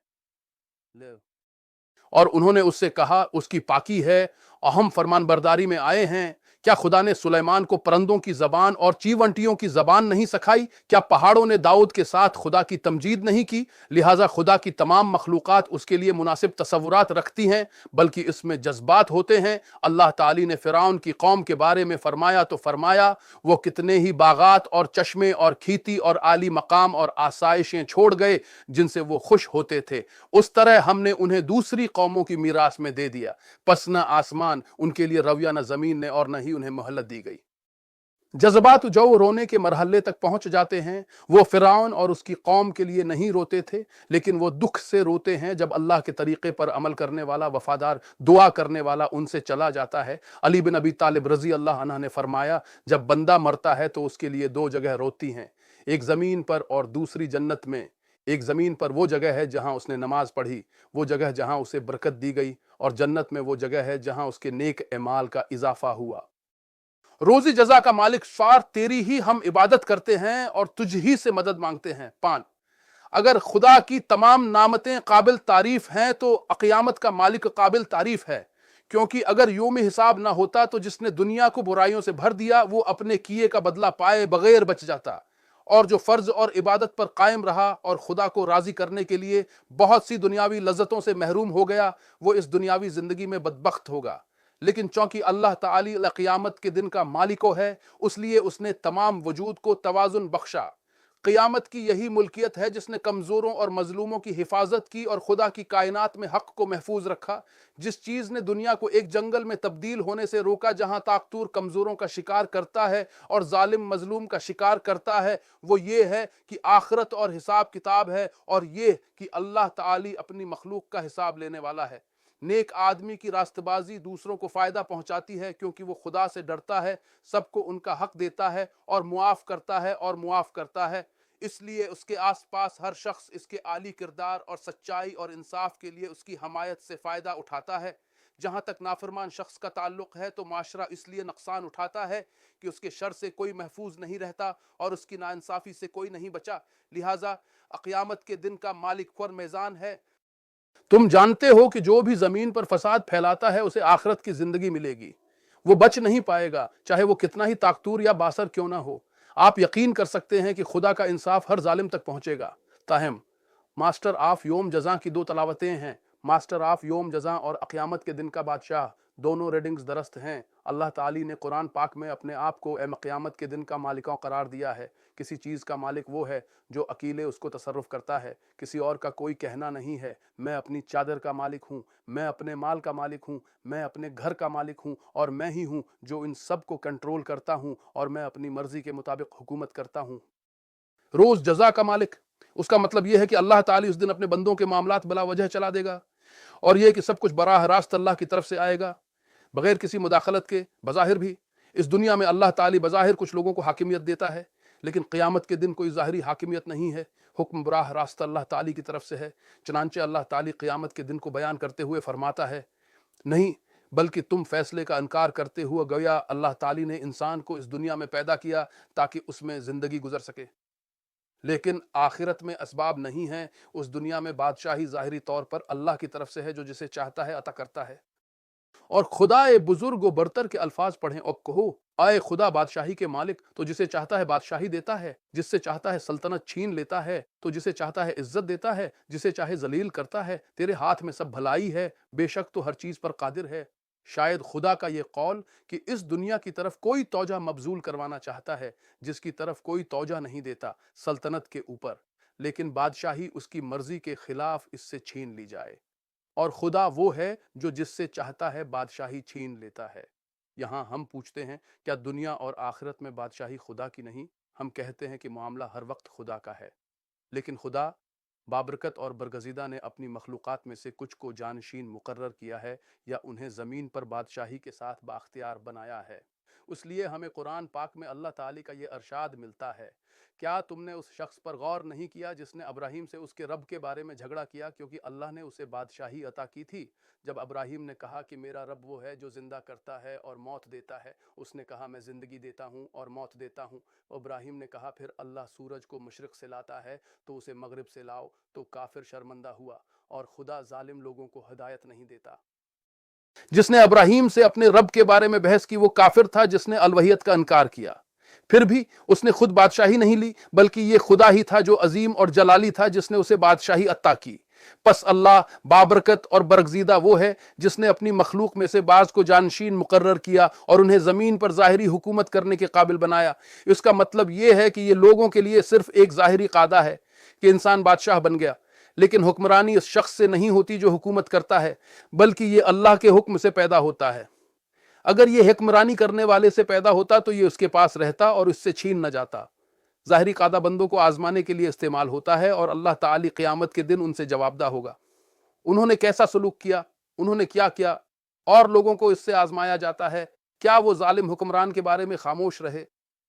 کیا انہیں نافرمانی منظور تھی، یا وہ ظلم کے خلاف حق کے ساتھ کھڑے تھے؟ اللہ تعالی لوگوں کی آزمائش نہیں کرتا کہ وہ اصلاح کرنے والے کو فساد کرنے والے سے ممتاز کر سکے، بلکہ وہ ان کو آزماتا ہے تاکہ وہ اپنے خلاف گواہ بنے، تاکہ قیامت کے دن ان میں سے کوئی بھی آ کر نہ کہے کہ اے رب اگر تو مجھے حکمرانی عطا کرتا تو میں حق کی راہ پر چلتا اور تیرے طریقہ پر عمل کرتا۔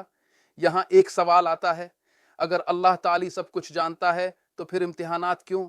ہم کہتے ہیں کہ اگر ہم کوئی ایسی مثال دینا چاہیں جو اس بات کو ذہن کے قریب لے آئے اور اللہ ہی کے لیے اعلی ترین نمونہ ہے، ہم دیکھتے ہیں کہ دنیا بھر کی یونیورسٹیاں اپنے طلباء کے لیے امتحانات منعقد کرتی ہیں۔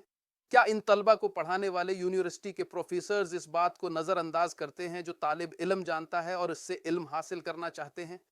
یقیناً نہیں۔ لیکن ایسا تب بھی ہوتا ہے جب کوئی طالب علم امتحان میں ناکام ہو جاتا ہے اور بحث کرنے آتا ہے، آپ اس کے جواب سے اس کا سامنا کرتے ہیں اور وہ خاموش رہتا ہے۔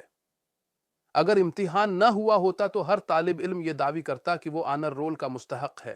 اگر اللہ تعالی فرماتا ہے مالک یوم جزا، یعنی اس دن کا مالک وہی ہے اور جس طرح چاہتا ہے اس میں تصرف کرتا ہے، اور اگر یہ کہا جائے قیامت کے دن کے مالک کو، اس کا اختیار مالک پر برتر ہے کیونکہ مالک صرف اپنی ملکیت میں تصرف کرتا ہے، لیکن بادشاہ اپنی جائیداد اور دوسروں کی جائیداد میں تصرف کرتا ہے۔ وہ دوسروں کی ملکیت کو ضبط کرنے یا قومیانے کے قوانین جاری کر سکتا ہے۔ وہ لوگ جو کہتے ہیں مالک یوم القدس، یہ ثابت کرتے ہیں کہ خدا تعالی اس دن کا مالک ہے اور اسے کسی کی مداخلت کے بغیر تصرف کرتا ہے، یہاں تک کہ ظاہر بھی۔ اور وہ جو بادشاہ کا ورد کرتے ہیں، کہتے ہیں کہ اس دن اللہ تعالی اپنی مخلوق کے معاملات کا فیصلہ کرے گا، یہاں تک کہ جن کو اس نے اس دنیا میں بظاہر بادشاہی دی ہے۔ ہم کہتے ہیں کہ جب قیامت کا دن آئے گا تو اللہ کے سوا نہ کوئی مالک ہے نہ بادشاہ۔ اللہ تعالی اپنے بندوں کو تسلی دینا چاہتا ہے کہ اگر ان کو کسی ایسے مالک یا بادشاہ سے تکلیف پہنچی جو ان پر غالب آ جائے تو قیامت کے دن اللہ تعالی کے سوا کوئی مالک یا بادشاہ نہیں ہوگا۔ جب آپ کہتے ہیں مالک یا جزا کا بادشاہ، ایک دن ہے اور قیامت ہے، ہمارے لیے ایک دن طلوع آفتاب سے طلوع آفتاب تک ہے۔ اسے ہم مکمل دن کہتے ہیں، اور ایک دن اپنے معنی میں ایک مدت ہے جس میں واقعات رونما ہوتے ہیں۔ مفسرین کہتے ہیں مالک یوم جزا یعنی دینی امور کا مالک اس لیے کہ مدت اس کے پاس نہیں ہے۔ ہم کہتے ہیں کہ یہ انسانی ملکیت کے معیار کے مطابق ہے کیونکہ ہمارے پاس وقت نہیں ہے۔ ہم ماضی کو واپس نہیں لا سکتے اور ہم مستقبل کو نہیں لا سکتے، لیکن اللہ بابرکت اور برگزیدہ وقت کا خالق ہے، اور اللہ جو کہ عظیم اور شان والا ہے، زمان و مکان سے محدود نہیں ہے، اسی طرح اس کا بیان قیامت کے دن کا مالک و زمان و مکان سے محدود نہیں ہے۔ اللہ تعالی کا ارشاد ہے، اور وہ تم سے عذاب میں جلدی کرنے کی تلقین کرتے ہیں، لیکن اللہ اپنے وعدے کے خلاف کبھی نہیں کرے گا، اور بے شک تیرے رب کے نزدیک ایک دن 1000 سال کے برابر ہے جسے تم گنتے ہو باچو، اور اس کا فرمان ہے یہ فرشتے اور روح اس دن میں اس کی طرف چڑھتے ہیں جس کی حد 50,000 سال ہے۔ اگر ہم ان دو آیات پر غور کریں تو ہمیں اللہ کے نزدیک ایک دن کا مطلب سمجھ میں آ جائے گا۔ اس کی وجہ یہ ہے کہ اللہ تعالی وقت کا خالق ہے، اس لیے وہ ایک ایسا دن پیدا کر سکتا ہے جس کی طولت 1 گھنٹہ ہو، ایک دن اس دنیا کے دنوں کے برابر ہو جس کی طولت 24 گھنٹے ہو، ایک دن جس کی طولت 1000 سال ہو، ایک دن جس کی طولت 50,000 سال ہو، اور ایک دن جس کی طولت 1,000,000 سال ہو۔ یہ سب اللہ کی مرضی کے تابع ہے۔ قیامت کا دن اللہ تعالی کے علم میں موجود ہے، اس کے تمام واقعات کے ساتھ، اس کے جنت اور دوزخ کے ساتھ، اور تمام مخلوقات کے ساتھ جو اس پر جوابدہ ہوں گے۔ جب وہ چاہتا ہے کہ وہ دن واقع ہو اور اس کے علم سے اس کی مخلوق کے علم کی طرف منتقل ہو جائے، چاہے وہ فرشتے ہوں، انسان ہوں یا جن ہوں، وہ کہتا ہے کہ ہو جا۔ اس دن کا خالق صرف اللہ ہی ہے اور وہ اس کے تمام جہتوں کا تعین کرتا ہے۔ ہم دن کو 24 گھنٹے قرار دیتے ہیں اور ہم اسے رات اور دن سے تعبیر کرتے ہیں، لیکن سچ یہ ہے کہ رات اور دن ہمیشہ سے زمین پر موجود رہے ہیں۔ جب زمین حرکت کرتی ہے تو ہر حرکت ایک علاقے میں دن کا اختتام اور دوسرے علاقے میں دن کا آغاز، اور ایک علاقے میں رات کا آغاز اور دوسرے علاقے میں رات کا اختتام ہوتا ہے۔ اس لیے ہر لمحہ ایک دن ختم اور ایک دن شروع ہوتا ہے۔ اس طرح اگر آپ زمین کا ایک جامع نقطہ نظر لیں تو اس پر دن کبھی ختم نہیں ہوتا اور رات اس پر کبھی ختم نہیں ہوتی، لہٰذا ایک دن زمین پر ہر جگہ سے متعلق ہے، لیکن حقیقت میں یہ ہمیشہ زمین پر موجود ہے۔ اور خدا تعالی اپنے بندوں کو یقین دلانا چاہتا ہے کہ اگر اس دنیا میں ان پر ظلم ہوا تو ایک دن ایسا آنے والا ہے جب ظلم نہیں ہوگا، اور اس دن حکم صرف خدا کا ہے بلا وجہ۔ ہر اس شخص کے لیے جو دنیا میں انصاف اور سزا نہیں پاتا، آخرت اس کی منتظر ہے، اور جو شخص خدا کے راستے پر چلتا ہے اور زندگی میں اپنی حرکات کو روکتا ہے، خدا تعالی اسے بتاتا ہے کہ ایک دن ہے جب اسے اس کا اجر ملے گا۔ اور آخرت کی عظمت یہ ہے کہ وہ تمہیں جنت عطا کرتی ہے، وہ نعمت جس سے آپ محروم نہیں ہوں گے، اور یہ کہ آپ کو کمی محسوس نہیں ہوگی۔ ایک شخص ایک نیک آدمی کے پاس آیا اور اس سے کہا، میں جاننا چاہتا ہوں کیا میں دنیا والوں میں سے ہوں یا آخرت والوں میں سے ہوں؟ نیک آدمی نے اس سے کہا، خدا اپنے بندوں پر بڑا مہربان ہے کیونکہ اس نے ان کے ترازو ان کے ساتھیوں کے ہاتھ میں نہیں رکھے، ہر شخص کا پیمانہ اس کے اپنے ہاتھ میں ہے۔ کیوں؟ کیونکہ آپ لوگوں کو دھوکہ دے سکتے ہیں لیکن اپنے آپ کو دھوکہ نہیں دے سکتے۔ آپ کا پیمانہ آپ کے اپنے ہاتھ میں ہے، آپ جان سکتے ہیں کہ آپ دنیا والوں میں سے ہیں یا آخرت والے۔ آدمی نے پوچھا وہ کیسے؟ نیک بندے نے جواب دیا کہ اگر کوئی آپ کے پاس آئے اور آپ کو پیسے دے اور کوئی آپ کے پاس آ کر صدقہ کرے تو ان میں سے کون آپ کو خوش کرے گا؟ وہ آدمی خاموش رہا۔ نیک بندے نے کہا کہ اگر تم کسی ایسے شخص پر خوش ہوتے ہو جو تمہیں مال دیتا ہے تو تم دنیا والوں میں سے ہو، اور اگر تم اس شخص پر خوش ہوتے ہو جو تم سے خیرات لیتا ہے تو تم آخرت والوں میں سے ہو، کیونکہ آدمی اس شخص پر خوش ہوتا ہے جو اسے وہ چیز دیتا ہے جو اسے پسند ہے۔ تو جو مجھے پیسے دیتا ہے وہ مجھے دنیا نہیں دیتا، اور جو مجھ سے خیرات لیتا ہے وہ یہاں کے لوگوں سے ہے، آخرت۔ پھر اس پر خوشی مناؤ جو تم سے خیرات لیتا ہے، اس سے زیادہ خوشی اس شخص پر جو تمہیں پیسے دیتا ہے۔ یہی وجہ ہے کہ جب کوئی نیک لوگوں میں سے کسی کے پاس صدقہ چاہتا تھا تو وہ کہتا تھا کہ خوش آمدید اس کو جو میری نیکیاں لے کر آخرت تک بغیر اجر کے آئے، وہ اسے خوش آمدید کہتا اور خوش آمدید کہتا۔ اللہ تعالی فرماتا ہے، روز جزا کا مالک ہو۔ یہ ایمان کا ایک بڑا مسئلہ ہے کیونکہ یہ ہمیں بتاتا ہے کہ ابتدا اللہ کے ساتھ ہے اور انتہا اللہ تعالی کے ساتھ ہے، چونکہ ہم سب اللہ سے ملیں گے، اس لیے ہمیں اس دن کے لیے کام کرنا چاہیے۔ اس لیے مومن اپنی زندگی میں اللہ کو ذہن میں رکھ کر کچھ نہیں کرتا، اور یہ کہ وہ قیامت کے دن اس کا محاسبہ کرے گا۔ لیکن کافر وہ کرتا ہے جو اللہ کو ذہن میں رکھے بغیر کرتا ہے۔ ان لوگوں کے بارے میں ارشاد باری تعالی ہے، اور کافروں کے اعمال ایسے ہیں جیسے نشیبی شراب میں جس کو پیاسا پانی سمجھتا ہے، یہاں تک کہ جب اس کے پاس آتا ہے تو اسے کچھ نہیں ملتا، لیکن وہ خدا کو اپنے ساتھ پاتا ہے اور وہ اسے اس کا حق ادا کرے گا، اور خدا جلد حساب کرنے والا ہے۔ اب پس جو کوئی خدا کو ذہن میں رکھے بغیر کوئی کام کرے گا وہ قیامت کے دن یہ دیکھ کر حیران ہوگا کہ خدا جو بابرکت اور برگزیدہ ہے، جسے اس کے ذہن میں نہیں تھا، وہ موجود ہے، اور وہ عظمت والا اور بزرگی والا ہے جو اس کا محاسبہ کرے گا۔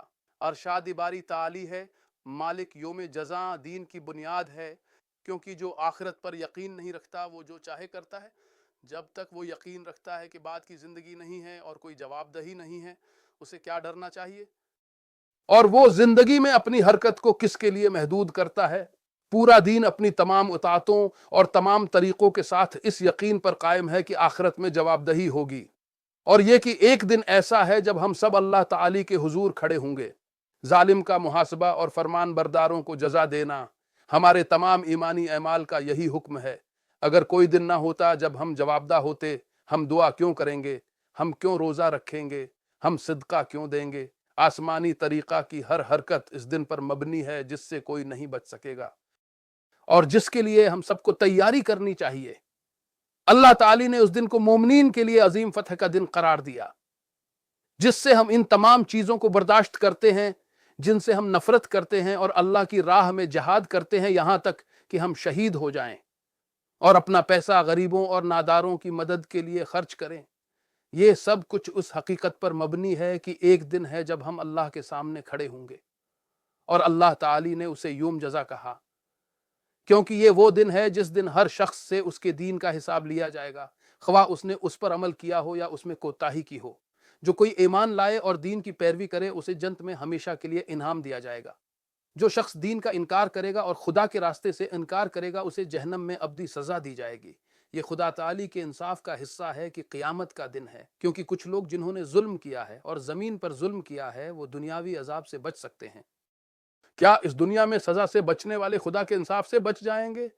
وہ کبھی فرار نہیں ہوئے، بلکہ وہ ایک محدود سزا سے ابدی عذاب کی طرف چلے گئے۔ وہ اس دنیا میں انسانی طاقت کے عذاب سے بچ گئے، آخرت میں اللہ کی قدرت سے عذاب کے لیے۔ اس لیے ایک دن ایسا ضرور آئے گا جب ترازو بحال ہو جائے گا، جس پر ہر اس شخص کو سزا ملے گی جس نے زمین کو خراب کیا اور عذاب سے بچ گیا۔ بے شک اللہ تعالی ایک شخص کو دنیاوی عذاب سے بچنے کی اجازت دیتا ہے۔ یہ نہ سمجھو کہ یہ اس کے لیے اچھا ہے بلکہ اس کے لیے برا ہے، کیونکہ وہ ایک محدود سزا سے ابدی عذاب کی طرف بھاگ گیا تھا، اور اللہ کے لیے بہت تعریف ہے کیونکہ وہ قیامت کے دن کا مالک ہے۔ وہی اپنی مخلوق کے درمیان فیصلہ کرے گا۔ اللہ تعالی اپنی تمام مخلوقات کے ساتھ یکساں سلوک کرتا ہے۔ تقوی کی بنیاد قیامت کا دن ہے۔ اس سے پہلے کہ ہم خدا تعالی کے ارشادات پر بحث کریں، تیری ہی ہم عبادت کرتے ہیں اور تجھ ہی سے مدد مانگتے ہیں۔ ہمیں ایک اہم مسئلہ کو حل کرنا چاہیے۔ بصارت کی دو قسمیں ہیں، آنکھ سے بصارت اور ایمان کے ساتھ بصارت جو دل کے ساتھ ہے، دونوں مختلف ہیں۔ آنکھ سے بینائی اس وقت ہوتی ہے جب کوئی چیز آپ کے سامنے ہو اور آپ اسے اپنی آنکھوں سے دیکھتے ہوں، اس میں ایمان شامل نہیں ہے۔ تو یہ مت کہو مجھے یقین ہے کہ میں تمہیں اپنے سامنے دیکھ رہا ہوں، کیونکہ تم حقیقت میں مجھے دیکھ رہے ہو۔ جب تک آپ مجھے دیکھتے ہیں یہ یقینی ہے۔ تاہم ایمان کے ساتھ وزن اس وقت ہوتا ہے جب آپ یقین کرتے ہیں کہ گویا آپ اپنے سامنے غیب کو دیکھ رہے ہیں۔ یہ بینائی آنکھ سے دیکھنے سے زیادہ یقینی ہے، کیونکہ یہ ایمان کا نظارہ اور بصیرت کا نظارہ ہے۔ یہ ایک بہت اہم مسئلہ ہے۔ عمر بن الخطاب رضی اللہ عنہ کہتے ہیں کہ ہم رسول اللہ صلی اللہ علیہ وسلم کے ساتھ تھے۔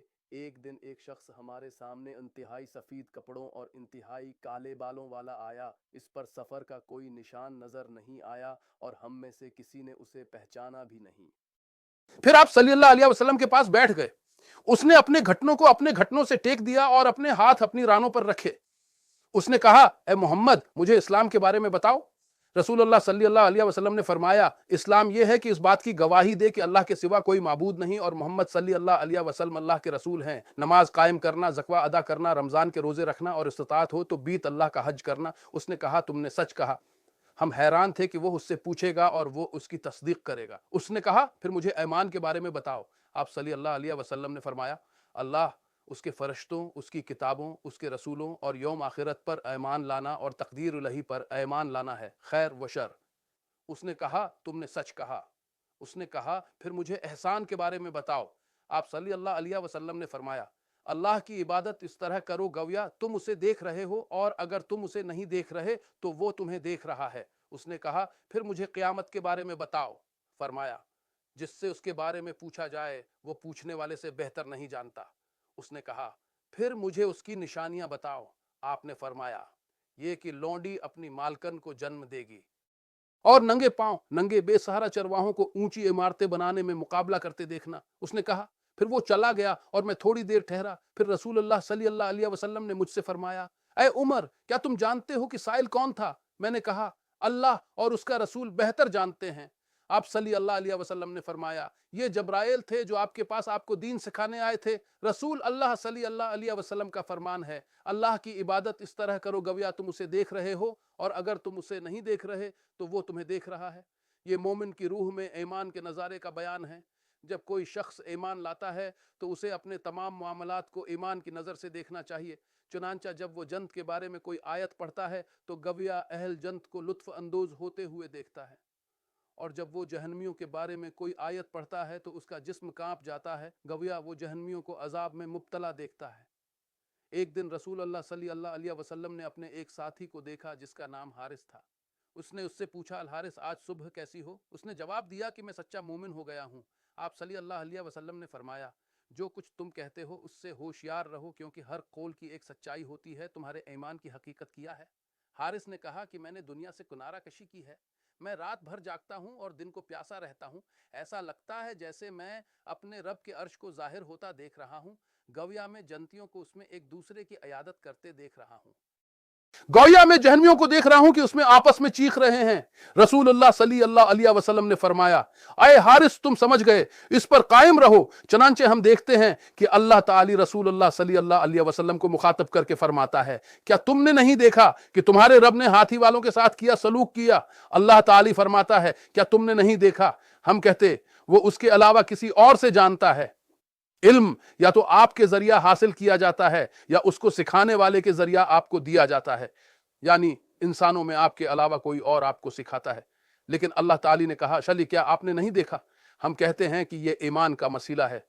اللہ تعالی جو کچھ کہتا ہے وہ ماننے والے شخص کے لیے ایک حقیقی وجن ہے۔ قرآن ایک تقریر ہے جو ہے قیامت کے دن تک عبادت میں تلاوت کی۔ اللہ کا یہ کہنا کیا آپ نے نہیں دیکھا، اس کا مطلب یہ ہے کہ اللہ کے ہر مومن کے لیے وجن جاری رہتا ہے جو اس آیت کو پڑھتا ہے۔ تو جب تک اللہ تعالی کہتا ہے کیا آپ نے نہیں دیکھا ہے، آپ اپنے ایمان کے ساتھ دیکھتے ہیں جو آپ کی آنکھیں نہیں دیکھ سکتی ہیں۔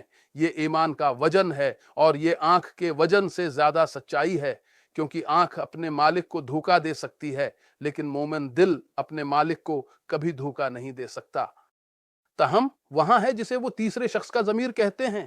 اگر آپ کہتے ہیں کہ زید حاضر تھا تو وہ آپ کے سامنے موجود ہے، لیکن اگر آپ کہتے ہیں کہ میں زید سے ملا تھا تو گویا زید آپ سے غائب تھا۔ جب آپ نے یہ جملہ کہا آپ اس سے ملے لیکن گفتگو کے وقت وہ آپ کے ساتھ نہیں تھا، تو کوئی موجود ہے، کوئی غائب ہے اور کوئی بول رہا ہے۔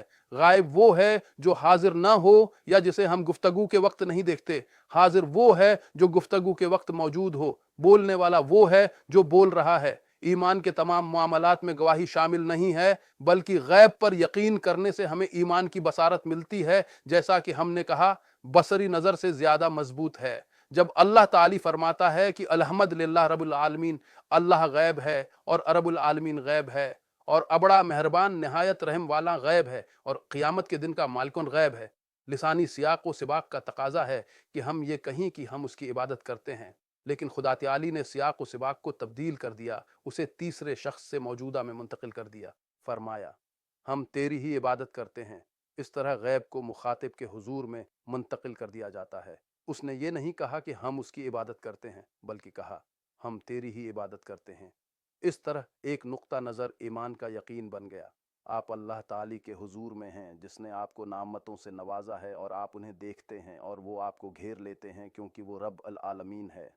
اس نے آپ کو اپنے فیصلے سے یقین دلایا ہے کیونکہ وہ بہت مہربان اور رحم کرنے والا ہے، یعنی اس کی ربیت اس کی شان ہے، ظلم کی بادشاہی نہیں ہے بلکہ رحمن و رحیمے کی ربیت ہے۔ پس اگر تم اس کی تعریف نہیں کرتے اور اس کی نعمتوں کے باعث اس پر ایمان نہیں لاتے جو تم محسوس کرتے ہو اور اس کے ساتھ رہتے ہو، تو اس کے راستے کی نافرمانی سے بچو، کیونکہ وہ قیامت کے دن کا مالک ہے۔ جب حق جلال اس کی ذات ہے اپنے آپ کو ان تمام صفات کے ساتھ ذہن میں لاتا ہے جن میں الوہیت کی خوبیاں، رب کی نعمتیں شامل ہیں، اور وہ رحمت جو گناہوں کو مٹا دیتی ہے اور قیامت کے دن اس سے ملاقات کا خوف رکھتی ہے، تو آپ غیب کی صفات سے نکل کر ہمارے حضور کی طرف بڑھیں گے۔ خدا کی رحمت اور اس کی بے پناہ نعمتیں قیامت کے دن جب آپ اللہ تعالی کی یہ آیت پڑھتے ہیں، تیری ہی ہم عبادت کرتے ہیں، تو یہاں کا جملہ خاصیت پر دلالت کرتا ہے۔ اس کا مطلب یہ ہے کہ اگر میں کسی سے کہوں کہ میں تم سے ملوں گا تو میں اس سے اکیلا مل سکتا ہوں یا لوگوں کے ایک گروہ کے ساتھ مل سکتا ہوں، لیکن اگر میں کہوں تم اکیلے میں ملوں گا، اس کا مطلب ہے کہ ملاقات نجی ہوگی۔ جب اللہ تعالی نے فرمایا ہم تیری ہی عبادت کرتے ہیں، تو اس نے عبادت کو اپنی ذات تک محدود کر دیا، کیونکہ اگر وہ کہتا کہ ہم تیری ہی عبادت کرتے ہیں تو اس کا وہی مطلب نہیں نکلتا، کیونکہ آپ کہہ سکتے ہیں ہم تیری ہی عبادت کرتے ہیں اور تیرے ساتھ، لیکن اگر آپ کہتے ہیں کہ ہم تیری ہی عبادت کرتے ہیں اور تیری کو اولیت دیتے ہیں، تو آپ کا یہ معاملہ طے ہو جائے گا کہ عبادت صرف اللہ کے لیے ہے، اس لیے اسے تیرے سے جوڑنا جائز نہیں۔ عبادت اللہ تعالی کے سامنے سر تسلیم خم کرنا ہے، اس کے کرنے اور نہ کرنے کے طریقے کے مطابق۔ اس لیے اس نے نماز کو عبادت کی بنیاد اور سجدہ کو خدا کے لیے حتمی تسلیم کیا، کیونکہ آپ اپنا چہرہ جو آپ کا سب سے معزز حصہ ہے اس زمین پر لاتے ہیں جہاں آپ کے پاؤں ہیں۔ یہ خدا کے سامنے حتمی تسلیم ہے۔ یہ دعا کے دوران تمام لوگوں کے سامنے کیا جاتا ہے تاکہ تمام انسانیت کے سامنے، خدا کے سامنے آپ کی اطاعت کا اعلان کیا جا سکے۔ غلامی میں امیر اور غریب، بڑا اور چھوٹا سب برابر ہیں، پس ہم میں سے ہر ایک اپنے دلوں سے تکبر اور تکبر کو تمام لوگوں کے سامنے نکال دیتا ہے، اور اللہ تعالی اپنے بندوں کو اس کی فرمان برداری اور اس فرمان برداری کے اعلان میں برابر قرار دیتا ہے۔ خدا تعالی کا یہ فرمان ہم تیری ہی عبادت کرتے ہیں خدا کے علاوہ کسی اور کی بندگی کی نفی کرتا ہے، یعنی ہم خدا کے سوا کسی کی عبادت نہیں کرتے اور یہ کبھی اس کے ساتھ نہیں جوڑتا، لہٰذا ہم تیری ہی عبادت کرتے ہیں اس بات کی طرف اشارہ کرتا ہے کہ عبادت صرف خدا کے لیے مخصوص ہے، اس کے سوا کوئی معبود نہیں اور اس کے سوا کوئی عبادت کے لائق نہیں۔ ہمیں اللہ تعالی کے اس ارشاد کی طرف توجہ کرنی چاہیے۔ اگر آسمانوں اور زمین میں اللہ کے سوا کوئی معبود ہوتے تو وہ دونوں برباد ہو جاتے۔ اللہ عرش کا مالک اس سے بلند ہے جو وہ بیان کرتے ہیں۔ اس طرح جب ہم کہتے ہیں کہ الحمدللہ، تو ہم حمد کے اسباب کو یاد کر رہے ہیں جو کہ اللہ کی ظاہری اور پوشیدہ نعمتیں ہیں۔ جب ہم کہتے ہیں رب العالمین، تو ہم اس کی تخلیق اور اس کی کائنات کی تابعداری میں رب کی نعمتوں کو یاد کر رہے ہیں۔ جب ہم یاد کرتے ہیں وہ بہت مہربان رحم کرنے والا، تو ہم رحم، معافی، نیکی کے ساتھ غلط کام کا جواب اور توبہ کا دروازہ کھول رہے ہیں۔ جب ہم یاد کرتے ہیں یوم جزا کے مالک کو، تو ہم یوم جزا کو یاد کر رہے ہیں اور اللہ تعالی آپ کو آپ کے اعمال کا بدلہ کیسے دے گا۔ جب ہم یہ سب یاد کرتے ہیں تو کہتے ہیں کہ ہم تیری ہی عبادت کرتے ہیں، یعنی ہم صرف اللہ کی عبادت کرتے ہیں۔ پھر ہم نے سمجھ لیا کہ ہم سے کیا تقاضا ہے، جو عبادت ہے۔ یہاں آئیے ایک لمحے کے لیے اس بات پر بات کرنے کے لیے رکھیں کہ وہ وجہ اور اثر کیا کہتے ہیں۔ اگر آپ کا بچہ کسی امتحان میں کامیاب ہونا چاہتا ہے تو اسے ضرور پڑھنا چاہیے۔ تعلیم حاصل کرنے کی وجہ کامیابی ہے۔ ایسا لگتا ہے جیسے کامیابی سب سے پہلے میرے ذہن میں پیدا ہوئی تھی، ان تمام فوائد کے ساتھ جو یہ مجھے ایک محفوظ مستقبل اور دوسری چیزوں کی خواہش اور کوشش کرے گی۔ لہٰذا حوصلہ افزائی حقیقت سے پہلے آتی ہے، یعنی آپ اپنے ذہن میں کامیابی کا تصور کرتے ہیں، پھر اس کے بعد آپ اسے حقیقت بنانے کے لیے مطالعہ کرتے ہیں۔ مثال کے طور پر اگر آپ کہیں سفر کرنا چاہتے ہیں تو گاڑی ایک وجہ ہے جو آپ کے مقصد کو حاصل کرے گی، اور لمبی سڑک پر جانا دوسری وجہ ہے۔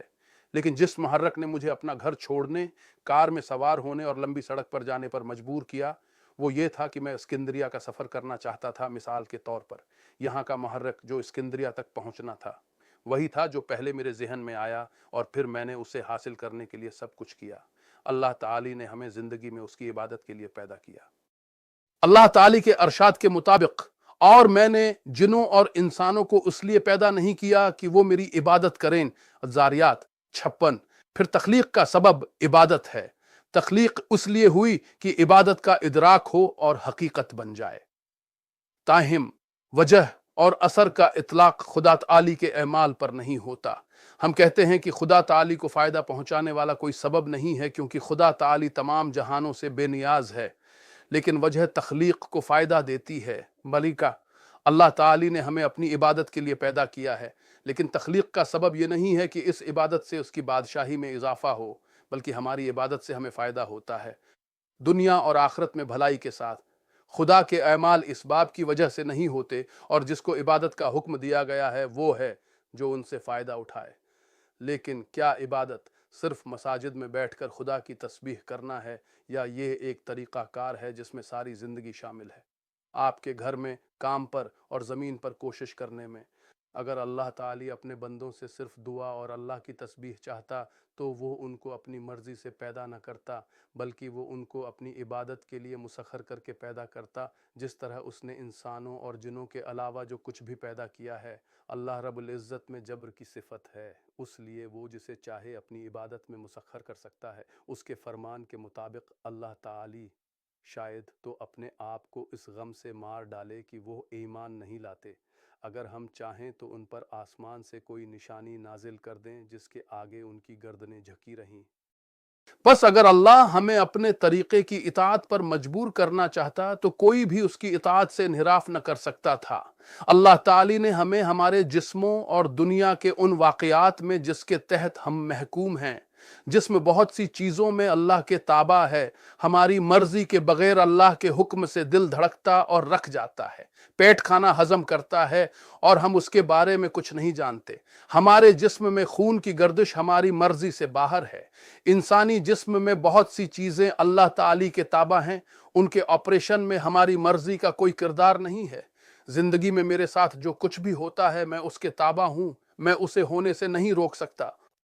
मैं किसी कार को मुझे टकराने से या हवाई जहाज को मुझे जलाने से नहीं रोक सकता, और न ही मैं इस दुनिया में हर इस चीज को रोक सकता हूं जो अल्लाह के अहकाम से मुझ पर आती है। इसलिए मेरी जिंदगी में इंतखाब का दायरा महदूद है। मैं अपनी पैदाइश के दिन को कंट्रोल नहीं कर सकता, या मेरे वालिद और वालिदा कौन हैं, या मेरी शक्ल, क्या मैं लंबा हूं या छोटा, खूबसूरत या बदसूरत या कुछ और। इसलिए जिंदगी में इंतखाब का शाबा है करने या ना करने का तरीका। अल्लाह रब्बुल इज़्ज़त ने अपनी तमाम मखलूक़ात में से महकूमी की इबादत की है, लेकिन वो चाहता है कि इंसान और जिन महबूब की इबादत करें। इसलिए उसने हमें पैदा किया है और हमारे पास उसके पास आने या ना आने का इंतखाब है। इसकी इताअत करना या उसकी नाफरमानी, इस पर ईमान लाना या ना मानना। अगर आप खुदा से मोहब्बत करते हैं तो आप उसके पास इंतखाब के जरिए आते हैं। आप उसकी मोहब्बत की वजह से जो चीज़ उसे नाराज़ करती है उसे तर्क कर देते हैं, और आप वो करते हैं जो वो उससे मोहब्बत की वजह से करता है, मजबूरी की वजह से नहीं।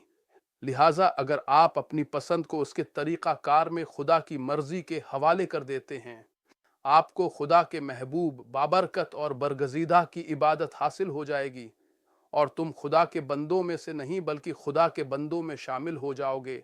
हम सब खुदा ताली के बंदे हैं, और बंदे उस काम में बराबर हैं जिस पर वो मजबूर हैं। ताहम वो बंदे जो असाइनमेंट में खुदा की मर्ज़ी के लिए इंतखाब का इलाका छोड़ देते हैं। लिहाजा खुदा ताली कुरान पाक में बंदों और ग़ुलामों में फ़र्क करता है। अरशाद बारी ताली है, और जब मेरे बंदे आपसे मेरे बारे में सवाल करें तो मैं करीब हूँ, मैं दुआ करने वाले की दुआ का जवाब देता हूँ जब वो मुझे पुकारता है। बस उन्हें चाहिए कि वो मेरी बात मानें और मुझ पर ईमान लाएं ताकि वो हिदायत पाएं। अल-बक़रा 86।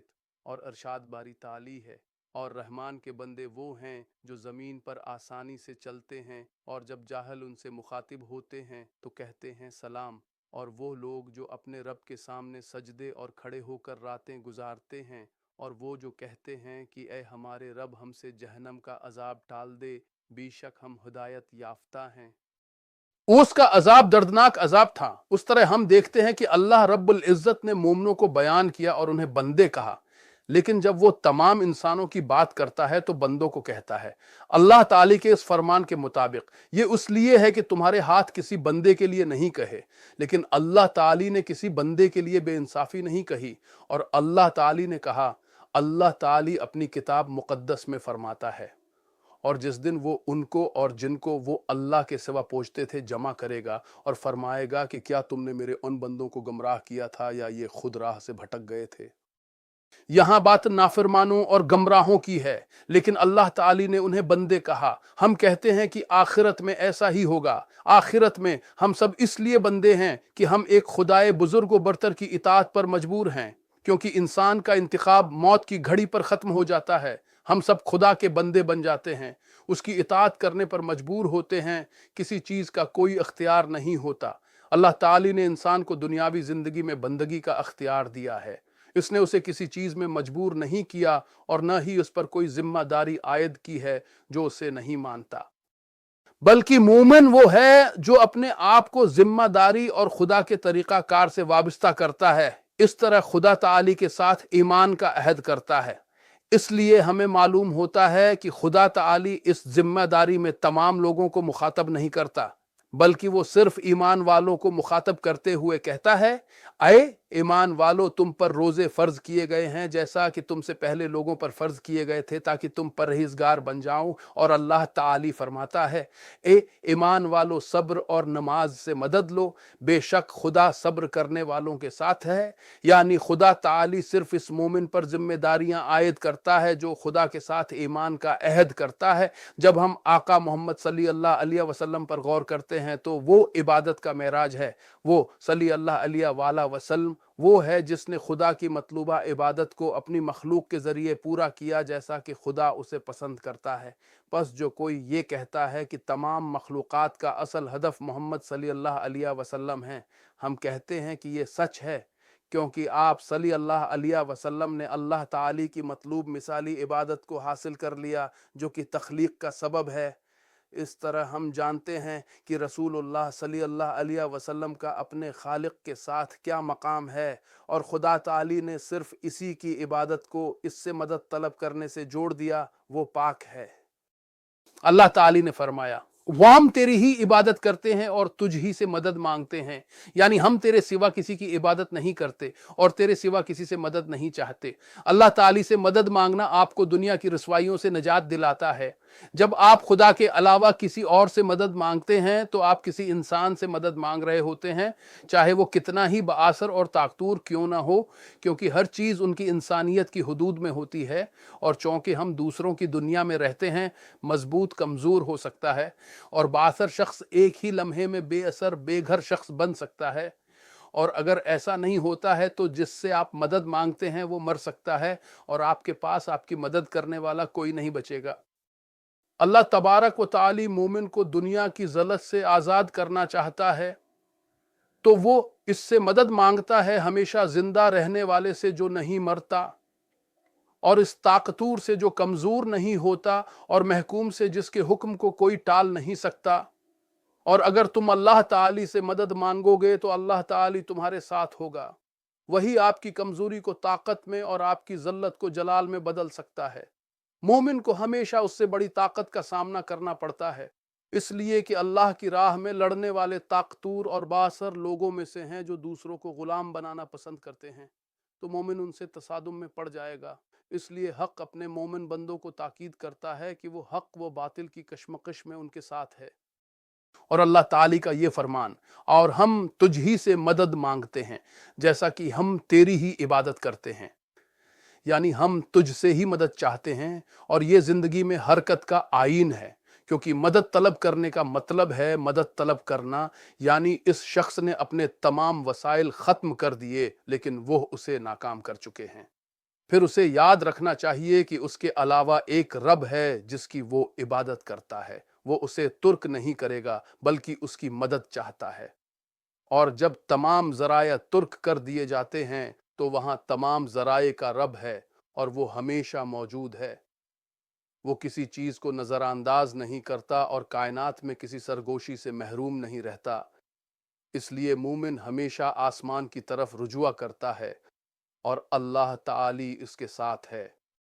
हमें सीधे रास्ते पर चला, अच्छे इन लोगों का रास्ता जिन पर तूने इनाम किया, न कि उनका जिन पर गजब हुआ, और न गमराहों का। साथ अल्लाह ताली को अपना माबूद और रब मानने के बाद और अल्लाह ताली की नामतों, रबूबियत की नामतों और उसकी मखलूक पर अल्लाह की रहमत के फजल को याद करने के बाद और ऐलान किया कि अल्लाह के सिवा कोई माबूद नहीं, और आपके कहने का मतलब ये है कि इबादत सिर्फ अल्लाह के लिए है जो बाबरकत और बुलंद है, और हम उसके साथ किसी चीज़ को शरीक नहीं करते और उसके सिवा किसी की इबादत नहीं करते। और आपने ऐलान किया कि आप सिर्फ यह कहकर खुदा ही से मदद मांगेंगे कि और हम तुझसे ही मदद मांगते हैं, तो आप खुदा के बंदों में से हो गए। और खुदा ताली आपको वो दुआ सिखाता है जो हर मोमिन चाहता है। जब तक आप अल्लाह के बंदों में से हैं, اللہ تعالی آپ کو جواب دے گا اس کے فرمان کے مطابق علی ترین۔ اور جب میرے بندے آپ سے میرے بارے میں پوچھیں تو میں قریب ہی ہوں، میں دعا کرنے والے کی دعا کا جواب دیتا ہوں جب وہ مجھے پکارتا ہے، لہٰذا انہیں چاہیے کہ وہ میری فرمان برداری کریں اور مجھ پر ایمان لائیں تاکہ وہ ہدایت پا سکیں۔ کیوں؟ کیونکہ انسان کی اصل زندگی آخرت میں ہے، اس میں ابدی زندگی اور خوشی ہے جو آپ کو کبھی نہیں چھوڑتی اور آپ اسے کبھی نہیں چھوڑتے۔ مثال کے طور پر ایک مومن یہ نہیں پوچھتا کہ اللہ اسے بہت زیادہ مال عطا کرے یا وہ کسی عمارت کا مالک ہو، مثال کے طور پر، کیونکہ وہ جانتا ہے کہ یہ سب کچھ عارضی اور عارضی ہے، بلکہ وہ اس چیز کی تلاش میں ہے جو اسے آگ سے بچا کر جنت میں لے جائے، اور اللہ کی رحمت سے جو بابرکت اور بلند ہے کہ اس نے ہمیں سکھایا کہ ہمیں کیا مانگنا چاہیے۔ اس سے خدا کی حمد کی ضرورت ہے۔ مومن سب سے پہلے جس چیز کی تلاش کرتا ہے وہ ہدایت اور سیدھا راستہ ہے، ہمیں سیدھے راستے کی طرف رہنمائی کر۔ وہ ہدایت دو طرح کی ہوتی ہے، اشارہ سے رہنمائی اور مدد سے رہنمائی۔ اشارے سے رہنمائی تمام لوگوں کے لیے ہے، مدد کے ذریعہ ہدایت صرف ان مومنوں کے لیے ہے جو خدا کے راستے پر چلتے ہیں۔ خدا تعالی نے اپنے تمام بندوں کو اشارے سے ہدایت کی ہے، یعنی انہیں نیکی کی راہ دکھائی اور ان پر واضح کر دی ہے۔ جو نیکی کی راہ پر چلنا چاہتا ہے اسے اس پر عمل کرنا چاہیے، جو اس کی پیروی نہ کرنا چاہتا ہے اللہ اسے چھوڑ دیتا ہے کہ وہ جو چاہے کرے۔ یہ عام ہدایت خدا کی طرف سے پیغام پہنچانے کی بنیاد ہے۔ اللہ تبارک و تعالی نے ہمیں اپنے طریقے میں وہ کام کرنے اور نہ کرنے کا طریقہ دکھایا ہے جس سے وہ خوش ہو اور جس سے وہ ناراض ہو۔ اس نے ہم پر وہ راستہ واضح کر دیا ہے جس پر ہمیں ہدایت پانے کے لیے چلنا چاہیے۔ وہ راستہ جس پر چلیں تو اللہ کے غضب اور غضب کا باعث بنے گا۔ لیکن کیا ہر وہ شخص جس کو اللہ تعالی نے ہدایت کی راہ دکھائی، ہم کہتے ہیں کہ نہیں، اللہ تعالی کا فرمان ہے، اور رہی ثمود تو ہم نے انہیں ہدایت دی لیکن انہوں نے ہدایت پر اندھے پن کو ترجیح دی، پس ان کو ذلت آمیز عذاب کی گرج نے آپ کڑا جو وہ کماتے تھے۔ اگر اللہ تعالی چاہتا کہ ہم سب ہدایت یافتہ ہوں تو اس کی مخلوق میں سے کوئی بھی اس کی مرضی کے خلاف نہ چل سکتا، لیکن اس نے، قادر مطلق نے، ہمیں اطاعت کرنے پر مجبور کرنے کے بجائے محبت اور خواہش سے اس کے پاس آنے کے لیے خوشی سے پیدا کیا۔ ان لوگوں کا کیا ہوتا ہے جو ہدایت کی راہ پر چلتے ہیں اور جو نہیں کرتے اور اس کی مخلوق میں خدا کی حلال مرضی کے خلاف جاتے ہیں؟ ہدایت کے راستے پر چلنے والوں کی مدد اللہ تعالی کی طرف سے ہوتی ہے، جو انہیں ایمان اور تقوی سے پیار کرتا ہے اور جو اس کی اطاعت کو پسند کرتا ہے۔ اللہ تعالی کا یہ فرمان پڑھیں، اور جو لوگ ہدایت یافتہ ہیں وہ ان کی ہدایت میں اضافہ کرتا ہے اور انہیں ان کی تقوی عطا کرتا ہے۔ یعنی جو بھی ہدایت کا راستہ اختیار کرتا ہے اس کی مدد خدا کی طرف سے ہوتی ہے، جو ان کے تقوی اور دین سے محبت کو بڑھاتا ہے۔ رہے وہ لوگ جو جب ان کے پاس ہدایت پہنچتے ہیں تو خدا کی راہ سے بھٹک جاتے ہیں اور اس کے خلاف ہو جاتے ہیں، تو خدا تعالی انہیں چھوڑ دیتا ہے اور انہیں گمراہی میں چھوڑ دیتا ہے۔ اور اللہ تعالی کا یہ فرمان پڑھیں، اور جو شخص رحمان کے ذکر سے منہ نہ موڑے گا ہم اس کے لیے ایک شیطان مقرر کر دیتے ہیں اور وہ اس کا ساتھی ہے۔ اللہ تعالی نے ہمیں وہ لوگ دکھائے ہیں جو ایمان میں ہدایت اور مدد سے محروم ہیں، اور وہ تین ہیں جیسا کہ اس نے قرآن پاک میں ہمیں ان کی وضاحت فرمائی ہے، اس لیے کہ وہ دنیا کی زندگی کو ترجیح دیتے ہیں۔ خدا کافروں کو ہدایت نہیں دیتا، اس سے زیادہ امکان ہے کہ وہ گواہی دیں جیسا کہ ہونا چاہیے، یا اس بات کا اندیشہ ہے کہ ان کی قسمیں کھانے کے بعد رد کر دی جائیں گی۔ اور خدا سے ڈرو اور سنو، اور خدا نافرمان لوگوں کو ہدایت نہیں دیتا۔ کیا تم نے اس پر غور نہیں کیا جس نے ابراہیم سے اس کے رب کے بارے میں جھگڑا کیا تھا، کیونکہ اللہ نے انہیں بادشاہی دی تھی، جبکہ ابراہیم نے کہا تھا کہ میرا رب وہی ہے جو زندگی دیتا ہے اور موت دیتا ہے۔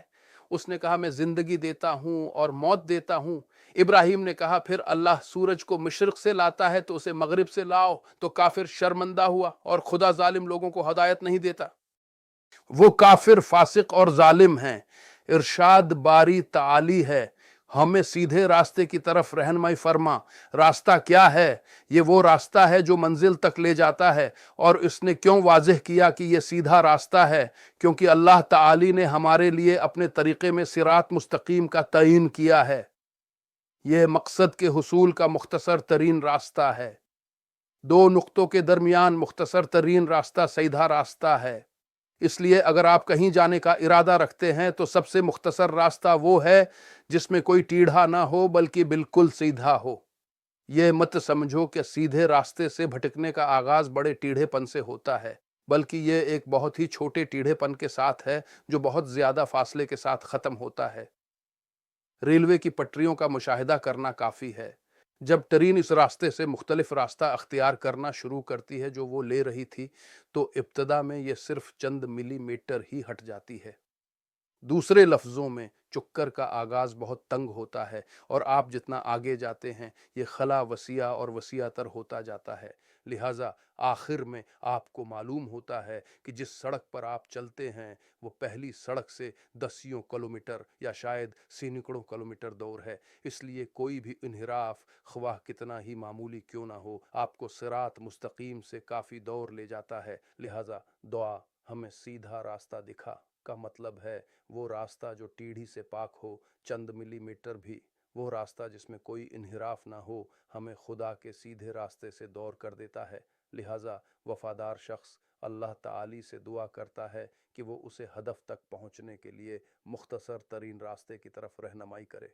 और मकसद क्या है? ये जन्नत और आखिरत की नामत है। इसलिए हम कहते हैं कि आए रब हमारी रहनुमाई फरमा और सिरात मुस्तकीम पर चलने में हमारी मदद फरमा, जो इस तरीका का रास्ता है जो हमें बगैर किसी टीढ़ के जन्नत की तरफ ले जाएगा, जो हमें उससे दूर कर देगा। अल्लाह ताली ने हदीस कुदसी में फरमाया है कि जब बंदा कहता है कि हमें सीधी राह दिखाओ, तो अल्लाह ताली फरमाता है कि ये मेरे बंदे के लिए है और मेरे बंदे को वही मिलेगा जो उसने मांगा है। अल्लाह ताली फरमाता है, आन का रास्ता जिन पर तूने इनाम किया का क्या मतलब है? आयत पढ़ो, और जो अल्लाह और रसूल की इताअत करेगा वो इन लोगों के साथ होंगे जिन पर अल्लाह ने अनबिया, साबित कदमी करने वाले, शहदा और सालिहीन का फजल किया है, और बेहतरीन हैं वो सहाबा के तौर पर। जब आप इस आयत को पढ़ते हैं तो आप अल्लाह ताली से दुआ करते हैं कि वो अनबिया, साबित कदमी करने वालों, शहदा और सालिहीन के साथ रहे। यानी आप अल्लाह ताली से मांग रहे हैं कि वो आपको भी उसी रास्ते पर चलाए जिस पर ये लोग चलते हैं, ताकि आप आखिरत में उनके साथ रहें। गवया आप जन्नत में आली तरीन दर्जा मांग रहे हैं, क्योंकि जिनका हमने जिक्र किया है इन सब का जन्नत में आली मकाम है। इस तरह अल्लाह ताली से मांगना यह है कि वो आपको सिरात मुस्तकीम की तरफ रहनुमाई करे, जो आपको जल्द आखिरत में आली मकाम तक ले जाएगा। और जब हम जानते हैं कि अल्लाह ताली ने फरमाया ये मेरे बंदे के लिए है और मेरे बंदे के लिए वही है जो उसने मांगा, आप जानते हैं कि आपकी दुआ का जवाब आपको आखिरत की ऐली जिंदगी और अल्लाह की नामतों से लुत्फ अंदोज होने का बायस बनेगा। इंसानी सलाहियतों से नहीं, जैसा कि इस दुनिया में होता है, लेकिन अल्लाह की कुदरत से बाबरकत और बुलंद। और अगर दुनिया की नामतें बेशुमार हैं, आखिरत की नामतों का क्या हाल है? अल्लाह रब्बुल इज़्ज़त ने उनके बारे में फरमाया, उनके लिए इसमें जो कुछ वो चाहेंगे और हमारे पास उससे ज्यादा है। मतलब ये नहीं कि आप जो कुछ मांगेंगे वो आपके जहन में आते ही आपके सामने मिल जाएगा, लेकिन आप चाहे कितनी ही नामतें मांगें और कितनी ही चाहें, अल्लाह ताली के पास उससे ज्यादा है। इसलिए वो आपको हर वो चीज़ देता है जिसकी आप ख्वाहिश करते हैं, और इसमें ऐसी नामतें शामिल कर देते हैं जिनके बारे में आपने ना मांगा हो और न ही आप जानते हों। ये महज खुशी की तस्वीर को हमारे जहनों के करीब लाने का एक इस्तिआरा है। ताहिम जन्नत में ऐसी चीज़ें शामिल हैं जो न किसी आँख ने देखी हैं, न किसी कान ने सुनी हैं, और न ही किसी इंसानी दिल ने तसव्वुर की हैं। चूँकि मानी पहले जहन में मौजूद होने चाहें, उसके बाद उनके इजहार के लिए अल्फाज आते हैं। हर चीज़ के लिए जो हम नहीं जानते, हमारी ज़बान में उसके इजहार के लिए अल्फाज नहीं हैं। मिसाल के तौर पर हम टेलीविज़न के नाम को इस वक्त तक नहीं जानते थे जब तक कि इसकी ईजाद और एक ख़ास मानी हासिल ना हो जाए। बिल्कुल इसी तरह जैसे किसी हवाई जहाज़ के ईजाद होने से पहले हमें उसका नाम मालूम नहीं था। चीज़ पहले मौजूद होती है और फिर उसके इजहार के लिए लफ्ज़ वज़ किया जाता है। इसलिए दुनिया की ज़बानों की अकेडमियाँ वक्तन फ़ोक्तन नई ईजाद करदा चीज़ों के नाम वज़ा करने के लिए मिलती रहती हैं जिनका मकसद मालूम होता है। चूँकि ये लिसानी कादा है, इसलिए इंसानी ज़बान में ऐसे अल्फाज नहीं हैं जो इस नामत को बयान करते हूँ जो अहल जन्नत को हासिल हो, क्योंकि उसे न किसी आँख ने देखा, न किसी कान ने सुना और न किसी दिल ने उसका तसव्वुर किया। इसलिए कुरान पाक में जो कुछ भी हम पढ़ते हैं वो हमें करीब तर तस्वीर फराहम करता है, लेकिन ये हमें उसकी हकीकत नहीं देता जो मौजूद है। लिहाजा हम खुदा को पाते हैं जब वो जन्नत के बारे में बात करता है।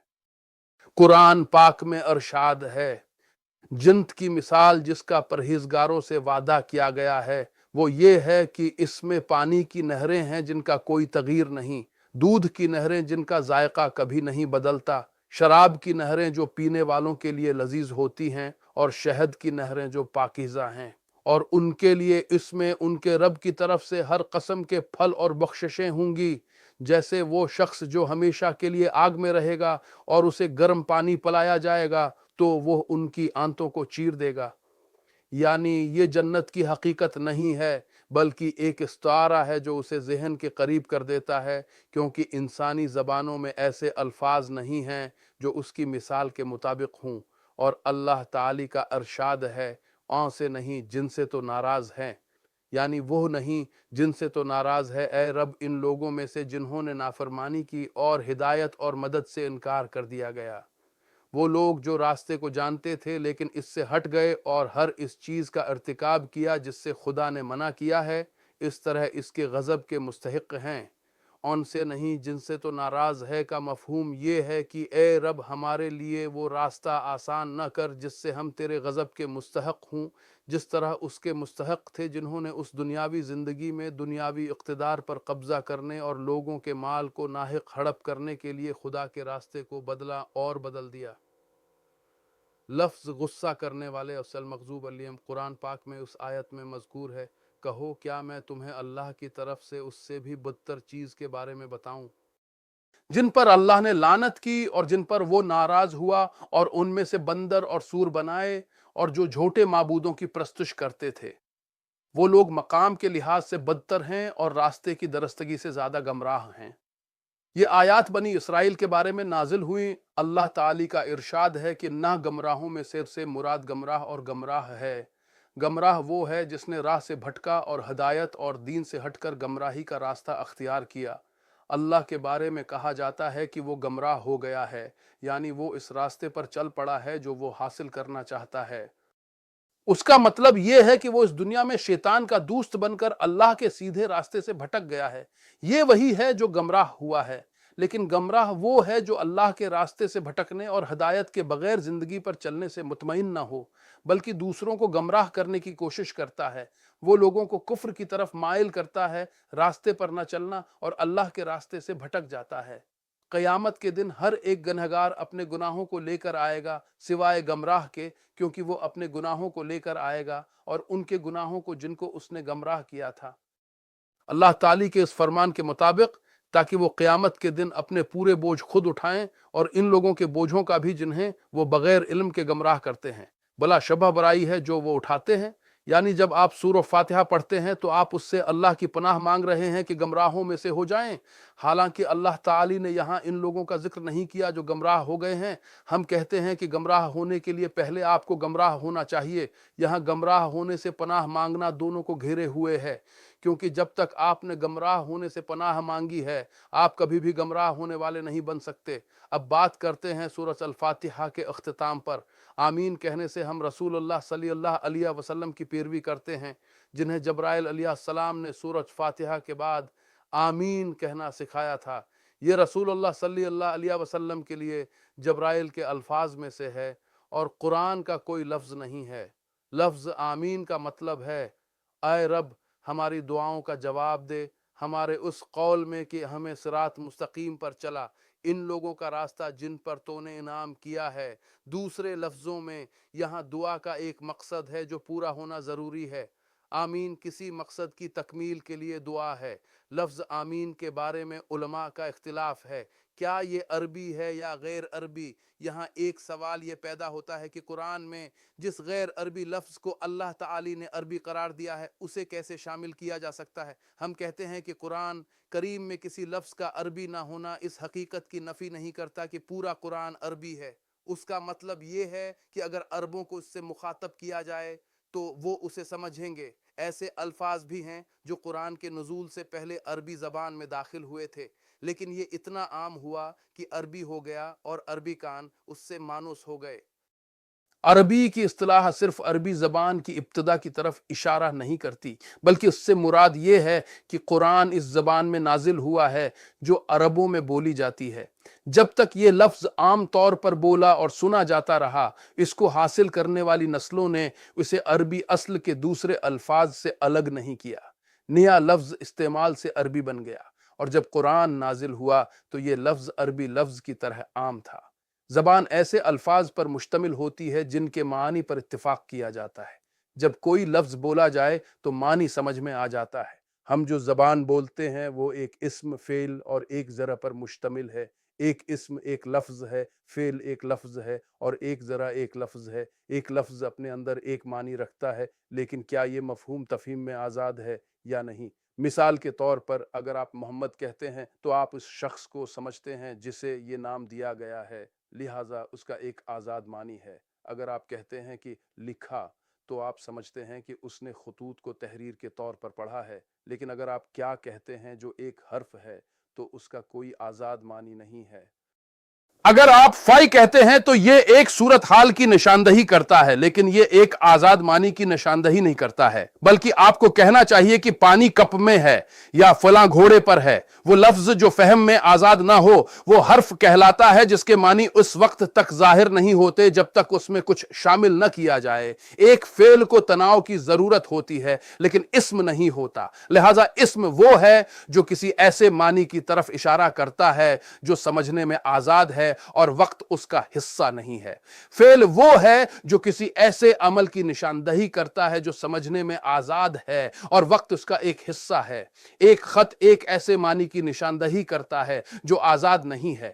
فعل کی علامت کیا ہے؟ آپ اس میں ایجنٹ کا ٹا شامل کر سکتے ہیں، یعنی آپ کہتے ہیں میں نے لکھا اور ایجنٹ اسپیکر ہے، لیکن ایک اسم ایجنٹ کا تا شامل نہیں کرتا، اس لیے محمد نہ کہیں۔ اگر آپ کو کوئی ایسی چیز نظر آتی ہے جو کسی فعل کی طرف اشارہ کرتی ہو، یعنی اس کے لیے تناؤ کی ضرورت ہوتی ہے، لیکن یہ ایجنٹ کے تا کو قبول نہیں کرتا ہے، تو یہ فعل پر مبنی اسم ہے، اس قسم کا آمین فعل نہیں ہے۔ یہ ایک اسم ہے جو فعل سے ظاہر ہوتا ہے، اس کا مطلب ہے جواب دینا۔ لہٰذا جب آپ لفظ آ سنتے ہیں تو یہ ایک فعل ہے جس کا مطلب ہے میں درد میں ہوں، اور ایک بار جب آپ اف کہتے ہیں تو یہ ایک فعل ہے جس کا مطلب ہے کہ میں ناراض ہوں، اور آمین ایک فعل ہے جس کا مطلب ہے میں جواب دیتا ہوں، لیکن آپ اسے ایک بار پڑھنے والے کے طور پر کہتے ہیں اور ایک بار سننے والے کے طور پر۔ چنانچہ جب آپ فاتحہ پڑھتے ہیں تو آپ آمین کہتے ہیں، یعنی میں نے دعا کی ہے اے رب تو میری دعا قبول فرما، کیونکہ آپ جس رہنمائی کے لیے آپ نے دعا کی ہے اس سے آپ بہت منسلک ہیں۔ آپ صرف یہ نہیں کہتے کہ ہمیں رہنمائی کرو، بلکہ آپ خدا سے جواب طلب کرتے ہیں۔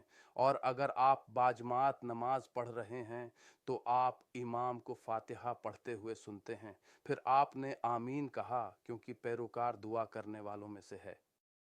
نماز پڑھنے والا امام ہے، اور جب آپ آمین کہتے ہیں تو آپ دعا میں شریک ہیں۔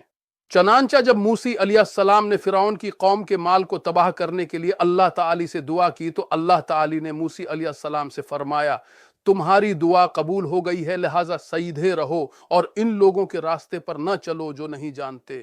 لیکن حضرت موسی علیہ السلام نماز پڑھنے والے تھے، اور ہارون نے موسی کی دعا کا جواب دیا، اس طرح دعا میں شریک ہوئے۔